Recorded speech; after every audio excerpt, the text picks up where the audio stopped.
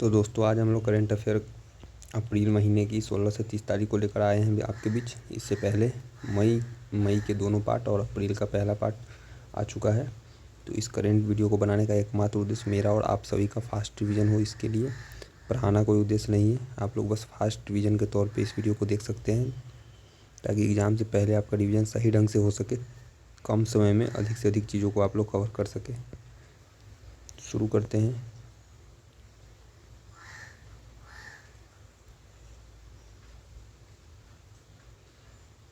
सक्षम ऐप। तो निर्वाचन आयोग ने दिव्यांग मतदाताओं किसे दिव्यांग मतदाताओं को लाभ पहुंचाने के लिए सक्षम ऐप जारी किया है। किसने जारी किया है? निर्वाचन आयोग ने। क्यों? दिव्यांग मतदाताओं को लाभ पहुंचाने के लिए। भारत का चुनाव आयोग विकलांग लोगों को अनुकूलित सेवाएं प्रदान करके मतदाता पहचान और पंजीकरण प्रक्रिया को आसान बनाने की दिशा में काम कर रहा है। यह प्रक्रिया तो किसी भी चुनावी सेवा का अनुरोध करने के लिए पहली बार मतदाताओं को अपने राज्य, जिला और विधानसभा निर्वाचन क्षेत्र के साथ अपना नाम, पता और मोबाइल नंबर का खुलासा करना होगा, जबकि पंजीकृत मतदाताओं को अपनी ईपीआईसी नंबर, ईपीआईसी जो वोटर आईडी कार्ड पे होता है, वोटर आईडी कार्ड के लिए होता है, वो नंबर बताना होगा। इसके पश्चात एक बूथ स्तरीय अधिकारी अन्य औपचारिकताओं को पूरा करने के लिए उनके घर जाएंगे। सक्षम जो ऐप है, यह दिव्यांगजनों को मतदान के लिए व्हीलचेयर के लिए अनुरोध करने की सुविधा के साथ पंजीकरण करने, अपने मतदान केंद्र ढूंढने और वोट डालने में मदद करने के लिए कई सुविधाएं प्रदान करता है। इसकी कुछ विशेषताएं। आवाज़ सहायता। ये ऐप जो है उन दिव्यांग के लिए है जो आवाज़ सहायता प्रदान करता है, जो कि दृष्टिबाधित है। Text to speech. ऐप उन दिव्यांग के लिए टेक्स्ट टू स्पीच प्रदान करता है जो सुनने में अक्षम है, जो सुन से नहीं सकते, बहरे हैं। एक्सेसिबिलिटी विशेषताएं। ऐप में कई एक्सेसिबिलिटी विशेषताएं हैं, जैसे कि बड़े फ़ॉन्ट और उच्च कंट्रास्ट रंग, जिससे दिव्यांगजनों के लिए इनका उपयोग करना आसान होता है। मतदान केंद्रों पर जानकारी। यह ऐप मतदान केंद्रों पर जानकारी प्रदान करता है, जिसमें मतदान केंद्र का स्थान, उनका मतदान केंद्र पर उपलब्ध पहुंच सुविधाएं और मतदान अधिकारियों का संपर्क विवरण शामिल होता है इस ऐप में। सक्षम ऐप निर्वाचन आयोग दिव्यांग लोगों के लिए जारी किया है।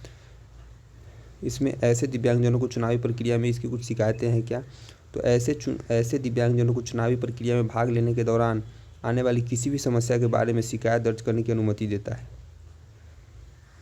अच्छा, ये शिकायत दर्ज करने की अनुमति देता है अगर उसमें कोई समस्या आ रही है वोटिंग के दौरान। तो इसका महत्व क्या है? तो सक्षम ऐप दिव्यांगजनों के लिए चुनावी प्रक्रिया में भाग लेने के लिए एक मूल्यवान उपकरण है। वोट प्रतिशत में वृद्धि। आम चुनाव में मतदान प्रतिशत को बढ़ाने के दृष्टिकोण से यह महत्वपूर्ण होगा।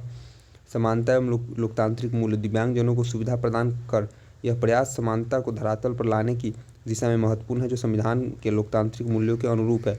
भारत का वस्तु निर्यात एवं नई ऊंचाई पर है। भारत का वस्तु निर्यात जो है वह नई ऊंचाई पर है। वाणिज्य मंत्रालय द्वारा हाल ही में जारी अंतिम आंकड़े के अनुसार वैश्विक प्रतिकूल परिस्थितियों के बावजूद 31 मार्च को समाप्त वित्तीय वर्ष में भारत की कुल निर्यात रिकॉर्ड 776.68 बिलियन डॉलर तक पहुंच गई। याद होना चाहिए इसके मुख्य बिंदु। 776.68 वित्तीय वर्ष 2023-24 में मार्च 2024 के दौरान 41.68 बिलियन अमेरिकी डॉलर के चालू वित्तीय वर्ष के उच्चतम मासिक माल निर्यात के साथ यह समाप्त हुआ। गैर पेट्रोलियम और गैर रत्न एवं आभूषण निर्यात वित्तीय वर्ष 2022-23 में 315.64 बिलियन अमेरिकी डॉलर से बढ़ 1.4% बढ़कर 2023-24 में 320.21 बिलियन अमेरिकी डॉलर पहुंच चुका है। वित्तीय वर्ष 2023-24 में माल निर्यात वृद्धि के मुख्य कारकों में इलेक्ट्रॉनिक सामान, ड्रग्स और फार्मास्यूटिकल्स, इंजीनियरिंग सामान, लौह अयस्क, कॉटन, यार्न, फैब्स मेडअप, हथकरघा उत्पाद और सिरेमिक उत्पाद, ये सब कोई ऑप्शन में आ सकता है। और कांच के बर्तन आदि शामिल है निर्यात में। इलेक्ट्रॉनिक सामान का निर्यात वर्ष 2023-24 में 29.1212 बिलियन अमेरिकी डॉलर हो गया है। तो वित्तीय वर्ष 22-23 में 23.55 बिलियन अमेरिकी डॉलर हुआ था। तो ये इधर बिलियन डॉलर में है। ये एक्सपोर्ट है, ये एक्सपोर्ट है और ये इंपोर्ट है। तो एक्सपोर्ट कितना हुआ है? 776.40 2022-23 में, और 23-24 में 776.68 एक्सपोर्ट हुआ है। इंपोर्ट ये हुआ है, पिछले बार ज़्यादा इंपोर्ट हुआ था, इस बार कम इंपोर्ट हुआ है।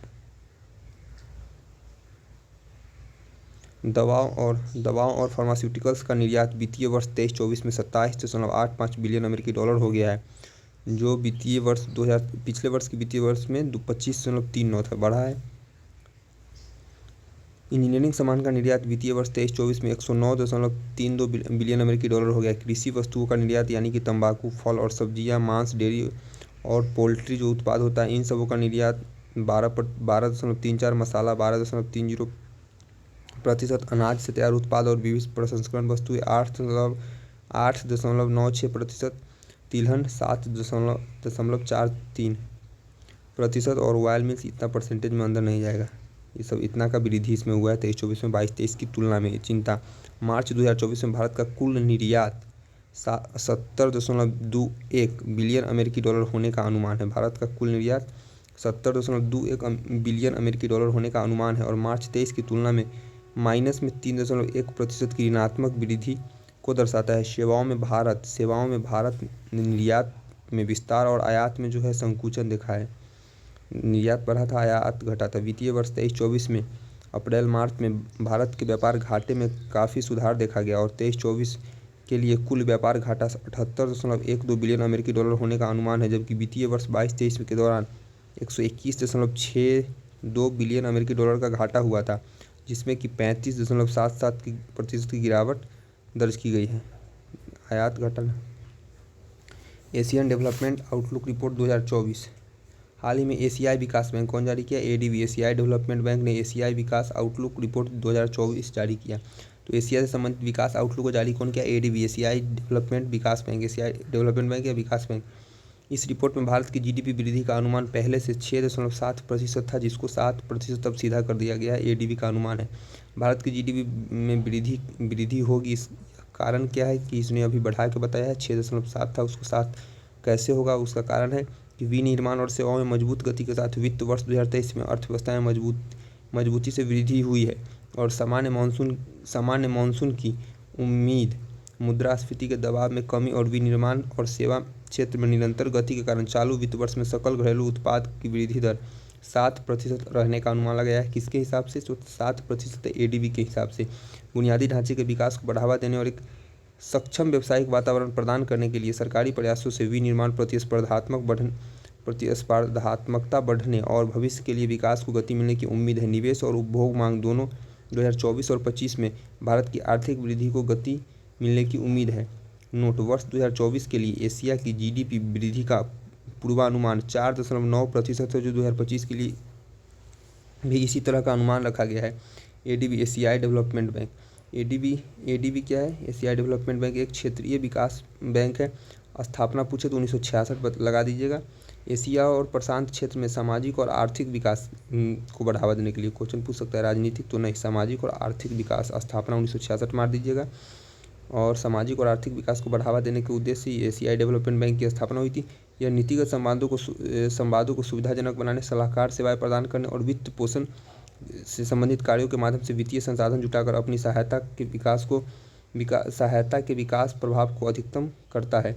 1966 में अपनी स्थापना के समय इसमें कुल 31 सदस्य थे। एडीबी बढ़कर अब 68 सदस्य तक पहुंच गया, जिसमें 49 एशिया और प्रशांत क्षेत्र से, जबकि 19 बाहरी सदस्य हैं। हाँ, एडीबी का मुख्यालय पूछ सकता है तो यह मनीला में है। फिलीपींस की राजधानी कहाँ है? मनीला, वहीं पे एडीबी का मुख्यालय है। एडीबी सामाजिक और आर्थिक विकास को बढ़ावा देने के लिए, ध्यान रखें, सामाजिक और आर्थिक विकास को बढ़ावा देने के लिए ऋण, तकनीकी सहायता और अनुदान एवं इक्विटी पर निवेश प्रदान करके अपने सदस्यों और भागीदारी की सहायता करता है। हाल ही में 2022 में हस्ताक्षरित $375 मिलियन के सौदे के रूप में फिलीपींस को ब्रह्मोस सुपरसोनिक क्रूज मिसाइलें सौंपी गई हैं। इस मिसाइल की मारक क्षमता 290 किलोमीटर है। ब्रह्मोस मिसाइल, तो ब्रह्मोस जो है वह भारत के डीआरडीओ और रूस के एनपीओ मशीनो एस्ट्रोएनिया का एक संयुक्त उद्यम है। यह भारत और रूस से निर्मित, इसलिए ब्रह्मोस है। भारत और रसिया का है। ब्रह्मोस का नाम ब्रह्मपुत्र और मस्कोवा, दो नदियों के नाम पे इसका ब्रह्मोस पड़ा था। ब्रह्मपुत्र का नाम ब्रह्मोस का नाम भारत के ब्रह्मपुत्र नदी और रूस की नदी है मोस्कोवा। इन दोनों नदियों के संयोजन से लिया गया है। रूसी P-800 ओनिक्स मिसाइल पर आधारित है। यह वर्तमान में संचालित दुनिया का सबसे तेज एंटी शिप क्रूज मिसाइल है। यह मैक 2.8 से इसकी मैक क्षमता 2.8 से 3 तक की गति तक पहुंचने में सक्षम है। मैक संख्या किसको बोलते हैं? तो मैक संख्या जब कोई वस्तु की गति और हवा की गति के अनुपात को ही मैक संख्या बोलते हैं। वस्तु की गति यानी कि ध्वनि की चाल और किसी वस्तु की चाल, ये दोनों का जो अनुपात होता है उसी को मैक संख्या बोलते हैं। तो अगर इस विमान की मैक संख्या 3 है तो ध्वनि की चाल लगभग 332 मीटर पर सेकेंड है। तो इसका मैक संख्या अगर 3 है तो इसमें 3 से गुना कर देंगे तो ये हो जाएगा 996। 996 तो 996 और डिवाइड बाई 3 यही होता है मैक संख्या। यानी कि वस्तु की गति और ध्वनि की गति के अनुपात को मैक संख्या कहते हैं। तो ये दोनों का अनुपात मैक संख्या होगा। 3 मैक है मतलब ध्वनि की गति में 3 से गुना कर देंगे, वही इस विमान की गति है लगभग में 1000 या 996 एग्जैक्ट हुआ 332 मीटर। 2.8 से 3 दिया इसलिए 1000 को मान के चलते 950 से 1000। इसके 2 चरण है, एक ठोस ईंधन रॉकेट बूस्टर और दूसरा तरल ईंधन वाला रैमजेट। 200 से 300 किलोग्राम तक हथियार ले जाने में यह सक्षम है। इसके महत्व, तो इसके रणनीतिक महत्व, तो फिलीपींस और चीन के बीच दक्षिण चीन सागर में बढ़ते तनाव के बीच यह फिलीपींस सशस्त्र बलों की रक्षात्मक क्षमताओं में वृद्धि की संभावना है। रक्षा निर्यात, तो इंडोनेशिया और थाईलैंड सहित कई देशों ने ब्रह्मोस सिस्टम खरीदने में रुचि व्यक्त की है और यह कदम भारत के रक्षा निर्यात में वृद्धि के लिए महत्वपूर्ण है। द्विपक्षीय संबंधों को बढ़ावा, यह समझौता इस बात की अभिव्यक्ति है कि भारत फिलीपींस संबंध मजबूती से विकसित हो रहे हैं और यह अन्य क्षेत्रों में भविष्य के प्रयासों की नींव बन सकता है।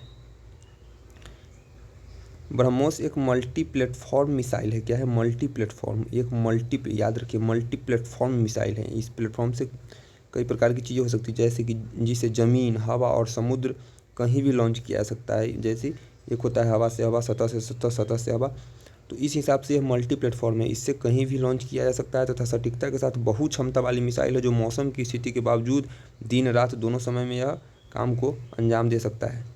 इंडिया पोस्ट ने अंटार्कटिक में तीसरा डाकघर खोला। कहाँ? अंटार्कटिक में। हाल ही में भारतीय डाक सेवाओं ने राष्ट्रीय ध्रुव और महासागर अनुसंधान केंद्र के सहयोग से अंटार्कटिका या भारत स्टेशन में एक नया शाखा डाकघर खोला है। इम्पोर्टेंट है। लगभग 4 दशक बाद यानी 40 साल बाद अंटार्कटिका के लिए आने वाले पत्रों में अब एक नया पिन कोड MH1718 MH1718 होगा। अंटार्कटिका में डाकघर के लिए आने वाले पत्र गोवा में भारत के ध्रुवीय अभियानों के लिए नोडल एजेंसी राष्ट्रीय ध्रुवीय और महासागर अनुसंधान केंद्र को भेजे जाते हैं। ऐतिहासिक पृष्ठभूमि, तो 1984 में अंटार्कटिका में भारत की पहली चढ़ाई के तुरंत बाद बर्फीले महाद्वीप पर इसका पहला डाकघर दक्षिणी गंगोत्री में स्थापित किया गया था, जो वहां देश का पहला वैज्ञानिक आधार था। दक्षिण गंगोत्री 1988-89 में बर्फ में डूब गया था और बाद में इसे निष्क्रिय कर दिया गया था। 26 जनवरी जो है 1990 को अंटार्कटिक में भारत के मैत्री अनुसंधान केंद्र 1990 में भारत ने मैत्री अनुसंधान में केंद्र में एक डाकघर स्थापित किया। वहीं भारती जो है इसका 2012 से भारत का एक नवीनतम अनुसंधान स्टेशन है जिसका निर्माण शोधकर्ताओं को खराब मौसम के बावजूद सुरक्षित रूप से कार्य करने में सहायता हेतु किया गया था। इसका महत्व, तो रणनीतिक उपस्थिति, अंटार्कटिक में भारतीय डाकघर का अस्तित्व एक रणनीतिक उद्देश्य की पूर्ति करता है। भारत के पास अंटार्कटिक महाद्वीप पर स्वयं को स्थापित करने के लिए एक दुर्लभ अवसर प्रदान करता है। वैज्ञानिक अन्वेषण, तो यह वैज्ञानिक अन्वेषण एवं पर्यावरण के नेतृत्व के प्रति भारत की प्रतिबद्धता का प्रतीक है। शांतिपूर्ण अनुसंधान और पर्यावरण संरक्षण को बढ़ावा देने वाली अंटार्कटिक संधि द्वारा शासित अंटार्कटिका एक विशेष अवसर प्रस्तुत करता है। अंटार्कटिक संधि क्या है? तो यह अंटार्कटिक राज्यों के बीच संबंधों को विनियमित करने के लिए की गई व्यवस्थाओं का एक मिश्रण है। यह समझौते कानून के रूप में बाध्यकारी है और अंटार्कटिक को अद्वितीय भौगोलिक, पर्यावरणीय और राजनीतिक विशेषताओं के लिए बनाया गया है और इस क्षेत्र के लिए एक मजबूत अंतर्राष्ट्रीय शासन ढांचा तैयार करता है। ICDRI का छठा सम्मेलन, हाल ही में भारत के प्रधानमंत्री ने आपदा प्रतिरोधी बुनियादी ढांचे 2024 पर छठे अंतर्राष्ट्रीय सम्मेलन को संबोधित किया है। इसका विषय क्या था? तो अधिक लचीले कल के लिए आज निवेश करें। सम्मेलन की मुख्य विशेषता, 2 दिवसीय हाइब्रिड सम्मेलन में सरकार, वैश्विक बुनियादी ढांचा समुदाय और बहुपक्षीय विकास बैंकों और साथ में निजी क्षेत्र को आपदा प्रतिरोधी बुनियादी ढांचे में सार्वजनिक और निजी निवेश जुटाने के लिए विचारों को क्रियान्वित करने के लिए एक रोडमैप पर सहमति हुई है। ICDRI के माध्यम से गठबंधन का लक्ष्य, तो निर्णय लेने वालों और प्रभावित करने वालों को मिलकर साझा चुनौतियों का पता लगाना और सहयोग के लिए प्राथमिकता वाले क्षेत्रों की पहचान करने के लिए एक मंच प्रदान करके कार्यवाही प्रारंभ उत्पन्न करना है। नई साझेदारियाँ बनाना, अच्छे अभ्यास का प्रदर्शन तथा गठबंधन का विस्तार करना। CDRI क्या है? एक स्वतंत्र और अंतर्राष्ट्रीय संगठन है जिसमें राष्ट्रीय सरकार, संयुक्त राष्ट्र एजेंसी और कार्यक्रम, बहुपक्षीय विकास बैंकों और वित्त पोषण तंत्र, निजी क्षेत्र और शैक्षणिक और अनुसंधान संस्थानों की वैश्विक साझेदारी शामिल है। CDRI को 2019 में न्यूयॉर्क में संयुक्त राष्ट्र जलवायु कार्यवाही शिखर सम्मेलन में लॉन्च किया गया था। यह अंतर्राष्ट्रीय सौर गठबंधन ISA के बाद भारत की दूसरी प्रमुख वैश्विक स्तर की पहल थी। इसमें सदस्य देशों में 39 देश है और 7 संगठन सचिवालय इसका नई दिल्ली में है। ISA के बाद भारत का दूसरा पहल था। CDRI भारत को जलवायु कार्यवाही और आपदा प्रबंधन में एक वैश्विक नेता के रूप में स्थापित करने के लिए एक मंच प्रदान करता है। CDRI भारत को जलवायु कार्यवाही और आपदा प्रबंधन में वैश्विक नेता के रूप में एक मंच प्रदान करता है। CDRI यह भारत की सॉफ्ट पावर को बढ़ाता है और तथा आपदा जोखिम में कमी, सतत विकास के लक्ष्य जो भी है, सस्टेनेबल डेवलपमेंट के जो गोल है और जलवायु समझौते के बीच तालमेल, टिकाऊ और समावेशी विकास का मार्ग जो है प्रशस्त करता है। विकासशील देशों और छोटे द्वीप राष्ट्रों को अक्सर आपदाओं से अधिक जोखिम का सामना करना पड़ता है, जिससे कि इन क्षेत्रों में लचीले बुनियादी ढांचों में निवेश होगा और उनके कमजोर समुदायों की सुरक्षा हो पाएगी। वैश्विक वित्तीय स्थिरता रिपोर्ट। तो अंतर्राष्ट्रीय मुद्रा कोष IMF ने द लास्ट माइल वित्तीय कमजोरियाँ और जोखिम पर ध्यान केंद्रित करते हुए वैश्विक वित्तीय स्थिरता रिपोर्ट 2024 को जारी की। इस रिपोर्ट में लगातार उच्च मुद्रास्फीति, अनियमित ऋण बाजार के बढ़ते ऋण और वित्तीय संस्थाओं को लक्षित करने वाले बढ़ते साइबर हमलों से उत्पन्न वैश्विक वित्तीय प्रणाली जोखिमों के बारे में आगाह करती है। रिपोर्ट की मुख्य विशेषताएं। तो IMF नाम सुने होइएगा, अंतर्राष्ट्रीय मुद्रा कोष। इंटरनेशनल मॉनेटरी फंड ने चेतावनी दी कि पश्चिम एशिया और यूक्रेन में चल रहे युद्ध जैसे भू राजनीतिक जोखिम कुल आपूर्ति को प्रभावित करता है और कीमतें बढ़ा सकती है। यह केंद्रीय बैंकों को निकट भविष्य में दरें कम करने से रोक सकती है। IMF जो है उच्च मुद्रास्फीति के नियंत्रण के संबंध में निवेशकों को और अवास्तविक और आशावादी उम्मीदों की चेतावनी देता है। निजी ऋण बाजार अनियंत्रित रूप से विकसित हुआ है। यह विश्व स्तर पर $2.1 ट्रिलियन तक पहुंच चुका है। भारत के लिए निहितार्थ। वर्ष 2023 में अमेरिका के बाद भारत विदेशी पूंजी का दूसरा सबसे प्राप्तकर्ता था। ऐसे में पश्चिमी केंद्रीय बैंक ब्याज दरों को दीर्घावधि तक उच्च स्तर पर बनाए रखने के संकेत देते हैं। तो निवेशक भारत जैसे उभरते बाजार से पैसा निकाल सकते हैं और उनकी मुद्राओं पर दबाव बढ़ सकता है। ऐसे परिदृश्य में RBI द्वारा ब्याज दरें बढ़ाने के लिए तरलता पर अंकुश लगाकर रुपये की रक्षा करने की संभावना, जिससे कि अर्थव्यवस्था धीमी हो सकती है। वैश्विक वित्तीय स्थिरता रिपोर्ट यानी कि GFSR अंतर्राष्ट्रीय मुद्रा कोष की एक अर्धवार्षिक रिपोर्ट है। GFSR क्या है? अंतर्राष्ट्रीय मुद्रा कोष IMF की एक अर्धवार्षिक रिपोर्ट है जो वैश्विक वित्तीय बाजार और उभरते बाजार में वित्त पोषण की स्थिरता का आकलन करती है तथा इसे प्रतिवर्ष दो बार अप्रैल और अक्टूबर में जारी किया जाता है। GFSR को IMF जारी करता है, 2 बार जारी करता है, अप्रैल और अक्टूबर में जारी करता है। रिपोर्ट IMF के विश्व आर्थिक आउटलुक द्वारा जारी किया जाता है। तो इसको जारी कौन करता है?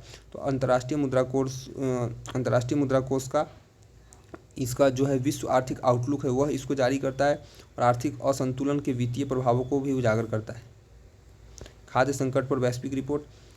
हाल में जारी खाद्य संकट पर वैश्विक रिपोर्ट जो है से पता चला है कि 2023 में 59 देशों में लगभग 282 मिलियन लोगों ने उच्च स्तर की तीव्र खाद्य असुरक्षा का सामना करना पड़ा है, जिसमें मौसम खाद्य संकट का दूसरा महत्वपूर्ण कारक था। इसकी मुख्य विशेषताएं।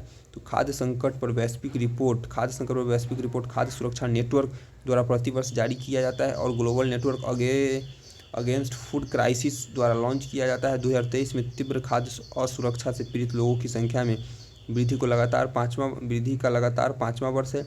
दुनिया भर में खाद्य संकट बढ़ने के पीछे 3 मुख्य कारकों के रूप में संघर्ष, चरम मौसम की घटनाएं और आर्थिक झटकों की पहचान की गई है। 2023 में संघर्ष विशेष रूप से फिलिस्तीन, गाजा पट्टी और सूडान जैसे हॉट स्पॉट में खाद्य संकट का प्राथमिक चालक बन गया है, जिसमें 135 मिलियन लोग सीधे प्रभावित हुए। 2023 में दुनिया सबसे बड़े खाद्य संकट वाले 10 देश कांगो, दुनिया में 10 सबसे बड़े खाद्य संकट वाले देश, तो एक देश कौन है? कांगो लोकतांत्रिक गणराज्य, जिसको जायरे के नाम से भी जाना जाता है। इस कांगो को जायरे के नाम से भी जाना जाता है। Nigeria, Sudan, Afghanistan, Ethiopia, Yemen, Syria, अरब राज्य, अरब गणतंत्र, बांग्लादेश, पाकिस्तान और म्यांमार है। यानी 2023 में 10 खाद्य संकट वाले देशों में जो है हमारे 2 पड़ोसी देश पाकिस्तान और बांग्लादेश की एंट्री है। इसके अलावा अफ्रीकियन देश, साथ में एक अफगानिस्तान, ये भी पड़ोसी देश है। तो अफगानिस्तान, बांग्लादेश, पाकिस्तान और म्यांमार, ये हमारा चारों पड़ोसी देश 10 खाद्य संकट वाले देशों में शामिल है। साथ में Nigeria, Sudan, Ethiopia, Yemen, Syria और अरब गणराज्य। खाद्य संकट के संचालक तो संघर्ष और असुरक्षा। बढ़ता संघर्ष 135 मिलियन से अधिक लोगों के जीवन को कमजोर कर रहा है। मुख्य रूप से लंबे समय तक चलने वाले युद्धों के परिणाम स्वरूप सूडान को सबसे बड़ी गिरावट का सामना करना पड़ा है। 4 मौसम की घटनाएं। 18 देश ऐसे हैं जहां 77 मिलियन लोग को रेड अलर्ट दिया गया था और वे पहले से ही चरम मौसम की स्थिति के कारण भूख की समस्या का सामना कर रहे थे। आर्थिक झटके ने मुख्य रूप से 21 देशों को प्रभावित किया है, जहां लगभग 75 मिलियन लोगों को उच्च स्तर की तीव्र खाद्य सुरक्षा का सामना करना पड़ता है। सकारात्मक विकास। चुनौतियों के बावजूद 2023 में 17 देशों में स्थिति में सुधार हुआ है, जिसमें कि डेमोक्रेटिक रिपब्लिकन ऑफ कांगो और यूक्रेन भी शामिल है। अनुच्छेद 244A यहाँ पे चर्चा हुई है। तो हाल ही में असम के आदिवासी बहुल दीफू लोकसभा क्षेत्र में सभी दलों के उम्मीदवारों के लिए एक स्वायत्त राज्य के भीतर राज्य बनाने के लिए संविधान के अनुच्छेद 244A को लागू करने का वादा किया गया था। संविधान का अनुच्छेद 44 से क्या है? अनुच्छेद 244A जो है यह 22वां संविधान संशोधन अधिनियम 1969 के द्वारा इसको शामिल किया गया था। यह संसद को असम राज्य के भीतर 6ठी अनुसूची में निर्दिष्ट सभी या कुछ आदिवासी क्षेत्रों को शामिल करते हुए एक स्वायत्त राज्य स्थापित करने के लिए एक कानून बनाने की अनुमति देता है। अनुच्छेद 244 इंपॉर्टेंट है, पूछ सकता है। संविधान की 6ठी अनुसूची और अनुच्छेद 244 में अंतर। तो 6ठी अनुसूची के तहत आदिवासी क्षेत्रों में विकेंद्रीकृत शासन के पहले से ही निर्वाचित प्रतिनिधियों वाली परिषदें मौजूद है। हालांकि इन परिषदों के पास सीमित शक्तियां हैं और वे कानून परिवर्तन को नियंत्रित नहीं कर सकते और उनका वित्तीय अधिकार भी सीमित है।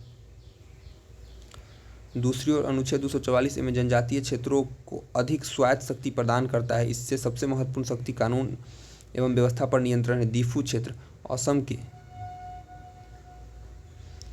14 लोकसभा निर्वाचन क्षेत्रों में दीफू सबसे कम आबादी वाला क्षेत्र है। 14 लोकसभा निर्वाचन क्षेत्र है, जिसमें से दीफू जो है सबसे कम आबादी वाला क्षेत्र है, जहाँ केवल 8.9 लाख मतदाता है। यह क्षेत्र 2 स्वायत्त परिषदों के अंतर्गत आता है, कार्बी आंगलोंग स्वायत्त परिषद और उत्तरी कछाड़ हिल्स स्वायत्त परिषद। स्वायत्तता की मांग की ऐतिहासिक पृष्ठभूमि। स्वायत्तता की मांग की शुरुआत 1950 के दशक में हुई थी। वर्ष 1972 में मेघालय एक पूर्ण राज्य के रूप में निर्मित हुआ। अनुच्छेद 244A के माध्यम से किए गए वादे के कारण कार्बी आंगलोंग क्षेत्र के नेताओं ने असम के साथ रहने का विकल्प चुना था। स्वायत्त राज्य मांग समिति, जिस क्षेत्र की स्वायत्तता के लिए दबाव बनाने के लिए एक संगठन के रूप में स्थापित किया गया था और जो आज भी काम कर रही है। स्वायत्तता की मांग का प्रभाव। वर्ष 2021 में कार्बी आंगलोंग में 5 उग्रवादी समूहों के साथ एक शांति समझौता हुआ, जिसके तहत अधिक स्वायत्तता और 5 वर्षों में 1000 करोड़ के विशेष विकास पैकेज का वादा किया गया था। भारतीय मसालों की जांच।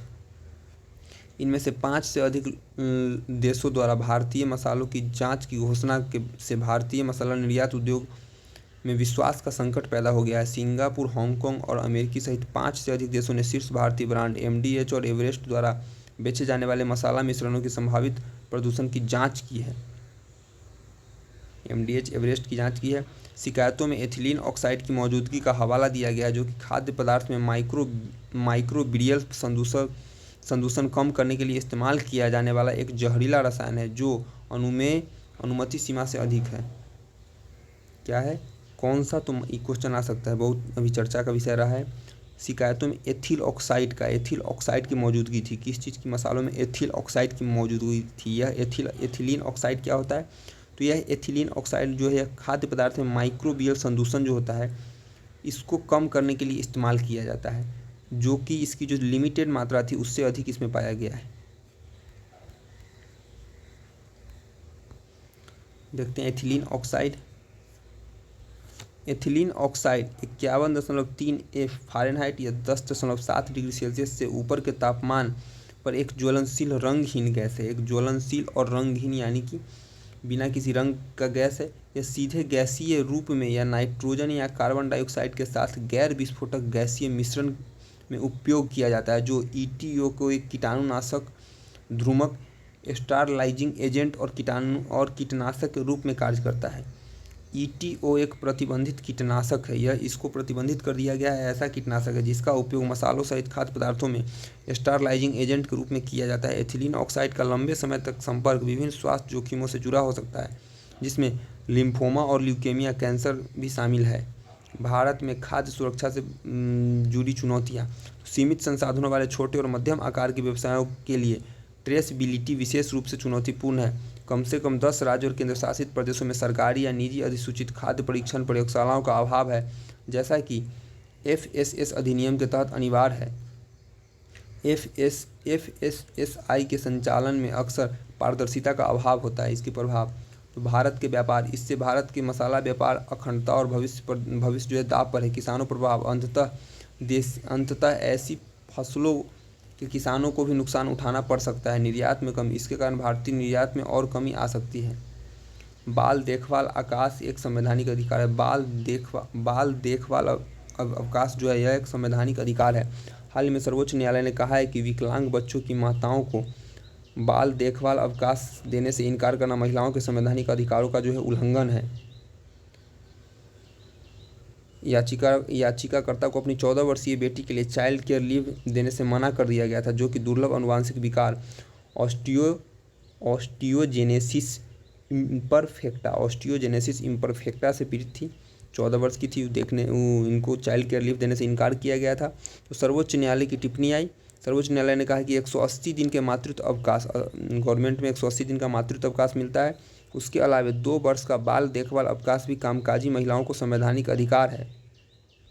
चाइल्ड केयर लीव देने के प्रावधान के अभाव में एक मां को कार्यबल छोड़ने के लिए बाध्य होना हो सकता है तथा यह विचार विशेष जरूरत वाले बच्चों में अधिक देखने को मिलता है। कार्यबल में महिलाओं की भागीदारी विशेष अधिकार का विषय नहीं है, बल्कि संविधान के अनुच्छेद 14, 15 और 21 के अलावा अनुच्छेद 91 1G द्वारा संरक्षित एक संवैधानिक अधिकार है। 1G के तहत संवैधानिक अधिकार है। आदर्श नियोक्ता के रूप में राज्य उन विशेष चिंताओं से अनभिज्ञ नहीं हो सकता जो कार्यबल का हिस्सा बनने वाली महिलाओं के मामले में उत्पन्न होती है। महिलाओं को बाल देखभाल अवकाश का प्रावधान यह सुनिश्चित करने के महत्वपूर्ण संवैधानिक उद्देश्य को पूरा करता है कि महिलाएं कार्यबल के सदस्य के रूप में अपनी उचित भागीदारी से वंचित न हो। केंद्रीय सिविल सेवा अवकाश नियम 1972 के नियम 43C में 18 वर्ष से कम आयु के बच्चों वाली महिलाएं कर्मचारियों को अपने बच्चों की देखभाल के लिए 2 वर्ष यानी कि 730 दिन का CCL यानी कि स्पेशल कैजुअल लीव प्रदान करता है। दिव्यांग बच्चों के मामले में कोई आयु सीमा इसमें नहीं है। ड्रैगन फ्लाई मिशन, तो हाल ही में नासा ने शनि ग्रह के कार्बनिक समृद्ध चंद्रमा टाइटन पर अपने ड्रैगन फ्लाई रोटरक्राफ्ट मिशन की पुष्टि की, जिसे जुलाई 2028 में लॉन्च किया जाएगा। क्वेश्चन इंपॉर्टेंट है, पूछने की संभावना बढ़ चुकी है। एक दोहरा क्वाड कॉप्टर है जिसे शनि के सबसे बड़े उपग्रह टाइटन की सतह पर उड़ान भरने के लिए डिजाइन किया गया है। ड्रैगन फ्लाई अपने नियोजित 2 वर्षीय मिशन के दौरान वैज्ञानिक माप करेगा, जिसे कि टाइटन की सतह पर कई 100 किलोमीटर की दूरी तय करके कार्बनिक पदार्थों और रासायनिक अंतःक्रियाओं का विश्लेषण किया जाएगा।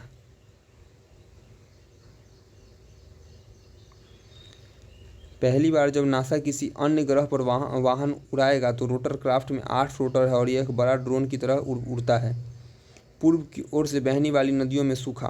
केंद्रीय जल आयोग द्वारा जारी आंकड़ों के अनुसार महानदी और पेन्नार के बीच पूर्व की ओर से बहने वाली कम से कम 13 नदियाँ सूखे से ग्रस्त हो गई है, जिसमें ऋषिकुल्या, बाहुदा, वंशधारा, नागावली, शारदा, वराह, तांडव, एलुरु, उसके बाद कुंडलकम्मा, तमिलेरु, मुस्सी, पलेरु और मुनेरु आदि शामिल है। तो ये पूर्व की ओर से बहने वाली नदियाँ, इसमें से क्वेश्चन आ सकता है कि कौन किसकी सहायक है।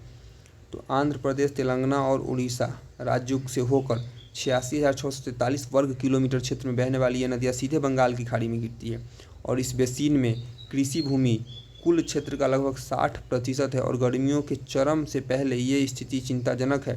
CWC द्वारा जारी आंकड़ों के अनुसार इस साल बेसिन में भंडारण लगातार घट रहा है। भारत में नदी प्रणाली सिंचाई, पीने और घरेलू उपयोग के साथ साथ सस्ते परिवहन और बिजली के लिए पानी उपलब्ध कराती है। नदी घाटियों में पानी की कमी से उन क्षेत्रों में सामाजिक आर्थिक स्थिति, आजीविका और कृषि गतिविधि पर गंभीर असर पड़ता है। देश के सबसे बड़े बेसिन गंगा बेसिन में जल संग्रह पानी की कुल क्षमता आधे से भी कम दर्ज की गई है। 11 राज्यों में करीब 2,86,000 गांव गंगा बेसिन पर स्थित है, जहां पानी की उपलब्धता में कमी आई है। यह चिंताजनक है क्योंकि कुल बेसिन क्षेत्र का 65.57% हिस्सा कृषि भूमि है। देश में कम से कम 35.3% क्षेत्र वर्तमान में असामान्य से असाधारण स्तर के सूखे की स्थिति में है और 78% क्षेत्र अत्यधिक सूखे की स्थिति में पहुंच चुका है। सतत विकास के लिए वित्त पोषण रिपोर्ट। संयुक्त राष्ट्र आर्थिक और सामाजिक मामले विभाग ने सतत विकास के लिए वित्त पोषण रिपोर्ट को जारी किया है और इस रिपोर्ट के अनुसार विकास वित्त पोषण अंतर प्रति वर्ष $2.5 ट्रिलियन से बढ़कर $4.2 ट्रिलियन तक हो चुका है। सतत विकास लक्ष्यों को प्राप्त करने की मुख्य चुनौती सतत विकास लक्ष्यों का वित्त पोषण है। इसके कारण भू राजनीतिक तनाव, जलवायु परिवर्तन और जीवन यापन की बढ़ती लागत के कारण प्रणालीगत जोखिम में वृद्धि हुई है। रिपोर्ट के अनुसार विकासशील देशों में औसत आकलन घरेलू उत्पाद वृद्धि दर में 4% की अधिक गिरावट आई है। सिफारिश। सतत विकास लक्ष्य प्राप्ति हेतु कर राजस्व बढ़ाने हेतु कर क्षमता का निर्माण है। अतिरिक्त वित्तीय संसाधन जुटाने के लिए अंतर्राष्ट्रीय विकास सहयोग जैसे कि टिकाऊ व्यापार और जिम्मेदार व्यावसायिक आचरण पर केंद्रित मिश्रित वित्त के लिए एक नया दृष्टिकोण है। विकासशील देशों के लिए सक्षम मौजूदा ऋण चुनौतियों के समाधान के लिए एक तीव्र कार्रवाई है। व्यापार, निवेश और सतत विकास के बीच सामंजस्य को बढ़ाना। पहला रेनबो अंतर्राष्ट्रीय पर्यटन सम्मेलन नेपाल। कहाँ? नेपाल ने अपना पहला रेनबो अंतर्राष्ट्रीय पर्यटन सम्मेलन काठमांडू में आयोजित किया, जिसका आयोजन नेपाल पर्यटन बोर्ड के सहयोग से किया गया। इस सम्मेलन में लगभग 120 लोगों ने भाग लिया जो विश्व भर के अलग अलग देशों से आए थे। इसका मुख्य लक्ष्य जो था नेपाल के LGBTIQ आबादी के बीच आर्थिक विकास और सामाजिक सशक्तिकरण को बढ़ावा देने के लिए इंद्रधनुष पर्यटन का उपयोग करते हुए प्रमुख LGBT अनुकूल पर्यटन स्थल के रूप में स्थापित करना था। इस सम्मेलन जैसे पहलों के माध्यम से नेपाल वैश्विक पर्यटन में समावेशिता के प्रतीक के रूप में अपनी स्थिति को मजबूत करता है। अधिक समावेशी और न्यायसंगत पर्यटन क्षेत्र बनाने के लिए LGBTIQ यात्रा, सुलभ पर्यटन और सांस्कृतिक संवेदनशीलता और सामुदायिक सहभागिता जैसे महत्वपूर्ण विषयों पर चर्चा इसमें की गई। केसरिया स्तूप, केसरिया नाम से आ गया बिहार। हाल ही में बिहार सरकार ने केसरिया स्तूप को दुनिया भर में एक प्रमुख पर्यटक आकर्षण के रूप में बढ़ावा देने के लिए एक पहल की है। तो केसरिया स्तूप दुनिया का सबसे ऊंचा और सबसे बड़ा बौद्ध स्तूप है। यह बिहार के पूर्वी चंपारण जिले के केसरिया नामक जगह पर स्थित है। स्तूप का पहला निर्माण 3री शताब्दी ईसा पूर्व में माना जाता है। मूल रूप से केसरिया स्तूप संभवतः अशोक के समय 250 ईसा पूर्व का है, क्योंकि अशोक के एक स्तंभ के शीर्ष के अवशेष यहीं पाए गए हैं। इस वजह से माना जाता है कि अशोककालीन है। ईंट, मिट्टी और चूने से बनी इस संरचना का आकार गोलाकार है। स्तूप की वर्तमान संरचना गुप्त राजवंश से जुड़ी हुई है, जो कि 200 से 750 ईस्वी तक गुप्तों का काल माना जाता है। यह वैशाली के लिच्छवियों द्वारा निर्मित स्तूप के साथ भी जुड़ा है, जिन्हें बुद्ध द्वारा दिए गए भिक्षा पात्र को यहाँ स्थापित किया गया है। फाहियान और जुआंगजांग। कौन फाहियान? चीनी यात्री फाहियान था। जुआंगजांग जिसको जुआनजांग इसी को हेनसांग भी कहते हैं। जैसे प्रसिद्ध प्राचीन भारतीयों ने केसरिया का दौरा किया है और अपनी यात्रियों के मूल्यवान वितरण दर्ज किए हैं। यात्री का राजकुमार कौन कहा जाता है? यात्रियों का राजकुमार। केसरिया स्तूप की खोज 1814 में किसने? कर्नल मैकेंजी के द्वारा की गई थी। उल्लेखनीय कि उत्खनन 1861-62 में कनिंघम के द्वारा हुआ। उन्नत कंपोजिट और सौर सेल प्रणाली। तो हाल ही में नासा न्यूजीलैंड ने अपना advance composite solar sail system ACS-3 अंतरिक्ष यान को लॉन्च किया। Advance composite solar system, ACS का मतलब है एडवांस कंपोजिट सोलर सिस्टम। इसका तीसरा नासा भविष्य के कम लागत वाले गहरे अंतरिक्ष मिशनों के लिए सौर पाल प्रणोदन प्रणाली के लिए नई तैनाती योग्य संरचनाओं और सामग्री प्रौद्योगिकी का विकास कर रहा है। ACS-3 से प्राप्त डेटा भविष्य के बड़े पैमाने के समग्र और सौर प्रणाली के डिजाइन का मार्गदर्शन करेगा, जिसका उपयोग अंतरिक्ष मौसम के पूर्व चेतावनी उपग्रह और पृथ्वी के निकट क्षुद्र ग्रह टोही मिश्रणों में किया जा सकता है। ACH3 पारंपरिक धातु बूम के स्थान पर हल्के कार्बन फाइबर सेल बूम का उपयोग किया गया, जो कि इस प्रौद्योगिकी का पहला अंतरिक्ष परीक्षण होगा। CDP सुरक्षा। हाल में भारत सरकार द्वारा बागवानी फसलों को बढ़ावा देने के लिए एक नया डिजिटल प्लेटफॉर्म लॉन्च किया गया। सुरक्षा क्वेश्चन इंपॉर्टेंट है। भारत सरकार ने लॉन्च किया है बागवानी फसलों को बढ़ावा देने के लिए। किस फसलों को सुरक्षा जो है किसके लिए लॉन्च किया गया है? तो बागवानी फसल को बढ़ावा देने के लिए। सुरक्षा प्लेटफॉर्म बागवानी फसल को सुरक्षा देने के लिए भारत सरकार ने इसको लॉन्च किया है। इसका अर्थ होता है सुरक्षित समावेशी ज्ञान और सुरक्षित बागवानी सहायता। यह भारतीय राष्ट्रीय भुगतान निगम NPCI से ERUPI वाउचर का उपयोग करके किसानों के बैंक खाते में तत्काल सब्सिडी वितरण की सुविधा प्रदान करता है। इसमें PM किसान के साथ डेटाबेस एकीकरण, NIC से क्लाउड आधारित सर्वर स्पेस, UIDAI सत्यापन, ERUPI एकीकरण, स्थानीय सरकार निर्देशिका, LGD और जियो टैगिंग और जियो फेंसिंग सामग्री प्रबंधन प्रणाली जैसी विशेषताएं हैं। इसका महत्व तो CDP सुरक्षा का उद्देश्य भारत में बागवानी क्षेत्र में विकास को बढ़ावा देना है। CDP सुरक्षा मंच किसानों को रोपण सामग्री खरीदते समय सब्सिडी प्रदान करता है। क्लस्टर विकास कार्यक्रम CDP तो 2021 में कृषि और विकास मंत्रालय द्वारा लॉन्च किया गया था, जिसका उद्देश्य बागवानी समूहों की भौगोलिक विशेषताओं का लाभ उठाना और उत्पादन पूर्व, उत्पादन कटाई पश्चात और रसद और ब्रांडिंग साथ में विपणन गतिविधियों को एकीकृत कर और बाजार आधारित विकास को बढ़ावा देना है।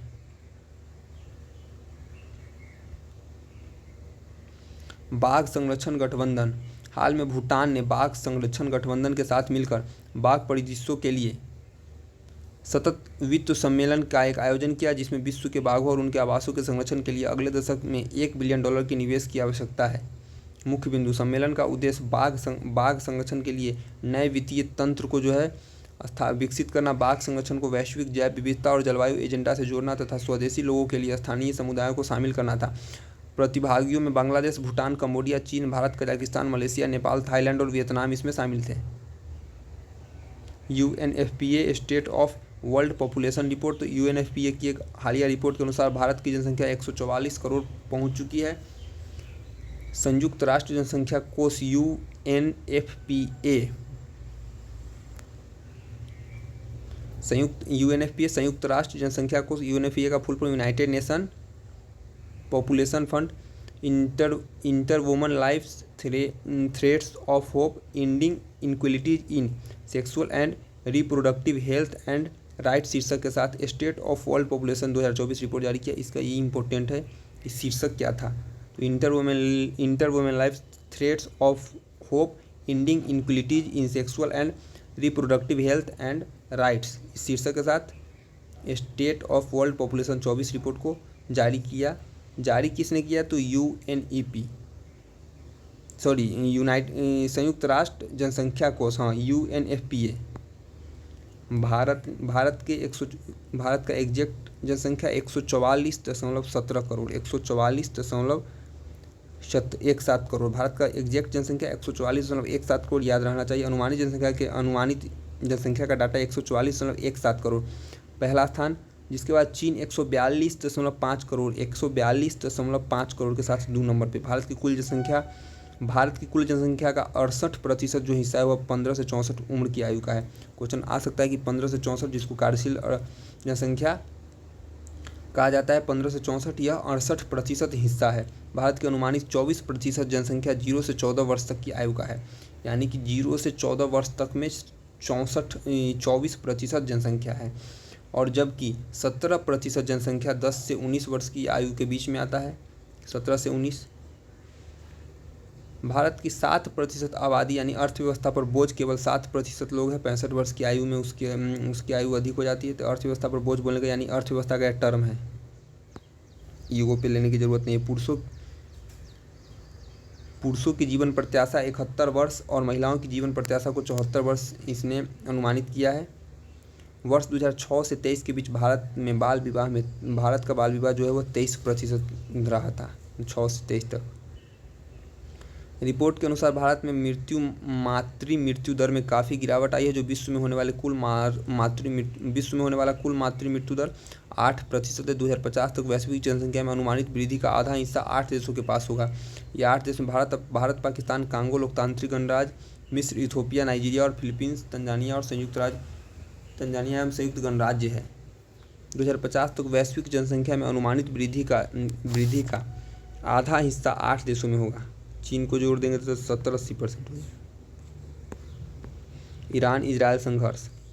ईरान और इजरायल संघर्ष नई ऊंचाइयों पर पहुंच गया है। हाल में ईरान ने इजरायल पर 200 से 300 ड्रोन बैलिस्टिक मिसाइलों का उपयोग कर इजरायल पर श्रृंखलाबद्ध हमला किया। वर्तमान स्थिति में दोनों देशों के बीच पूर्ण युद्ध की संभावना के बारे में चिंता बढ़ गई है। ईरान की वर्तमान कार्रवाई को इजरायल के द्वारा सीरिया के दमिश्क में ईरान के वाणिज्यिक दूतावास पर हमले के प्रतिरोध में देखा जा रहा है। संघर्ष के लिए जिम्मेदार कारक। संघर्ष होने के कारण क्या थे?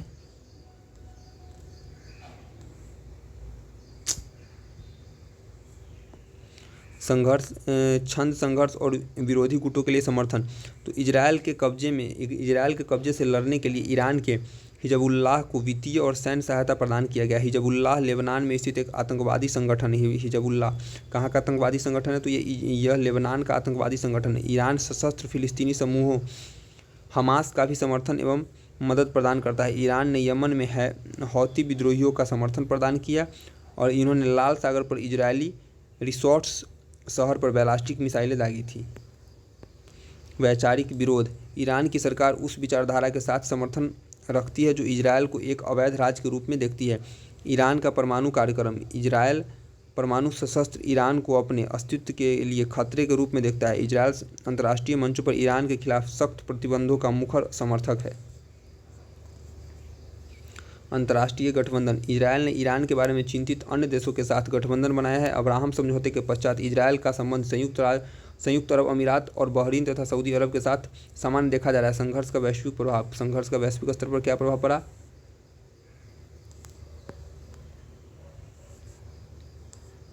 मध्य पूर्व में अशांति। तनाव के लगातार बढ़ने से मध्य पूर्व में व्यापक क्षेत्रीय संघर्ष की आशंका पैदा हो गई। आर्थिक प्रभाव। तो वैश्विक तेल आपूर्ति में ईरान की भागीदारी लगभग 3.3% रही। संघर्ष के कारण वैश्विक आपूर्ति श्रृंखला नकारात्मक रूप से प्रभावित हो सकती है। वैश्विक राजनीतिक गुटों में विभाजित। इजरायल के समर्थन में अमेरिका के शामिल होने से चीन एवं रूस ईरान का समर्थन कर सकते हैं। भारत पर प्रभाव।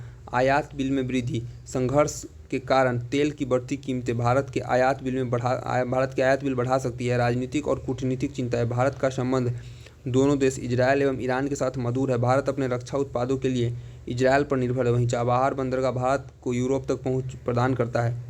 संघर्ष के समय किसी देश का समर्थन भारत के लिए राजनीतिक और कूटनीतिक चिंताएं पैदा कर सकता है। भारतीय प्रवासियों की सुरक्षा। लगभग 18,500 भारतीय इजरायल में और लगभग 4,000 भारतीय ईरान में रहते हैं।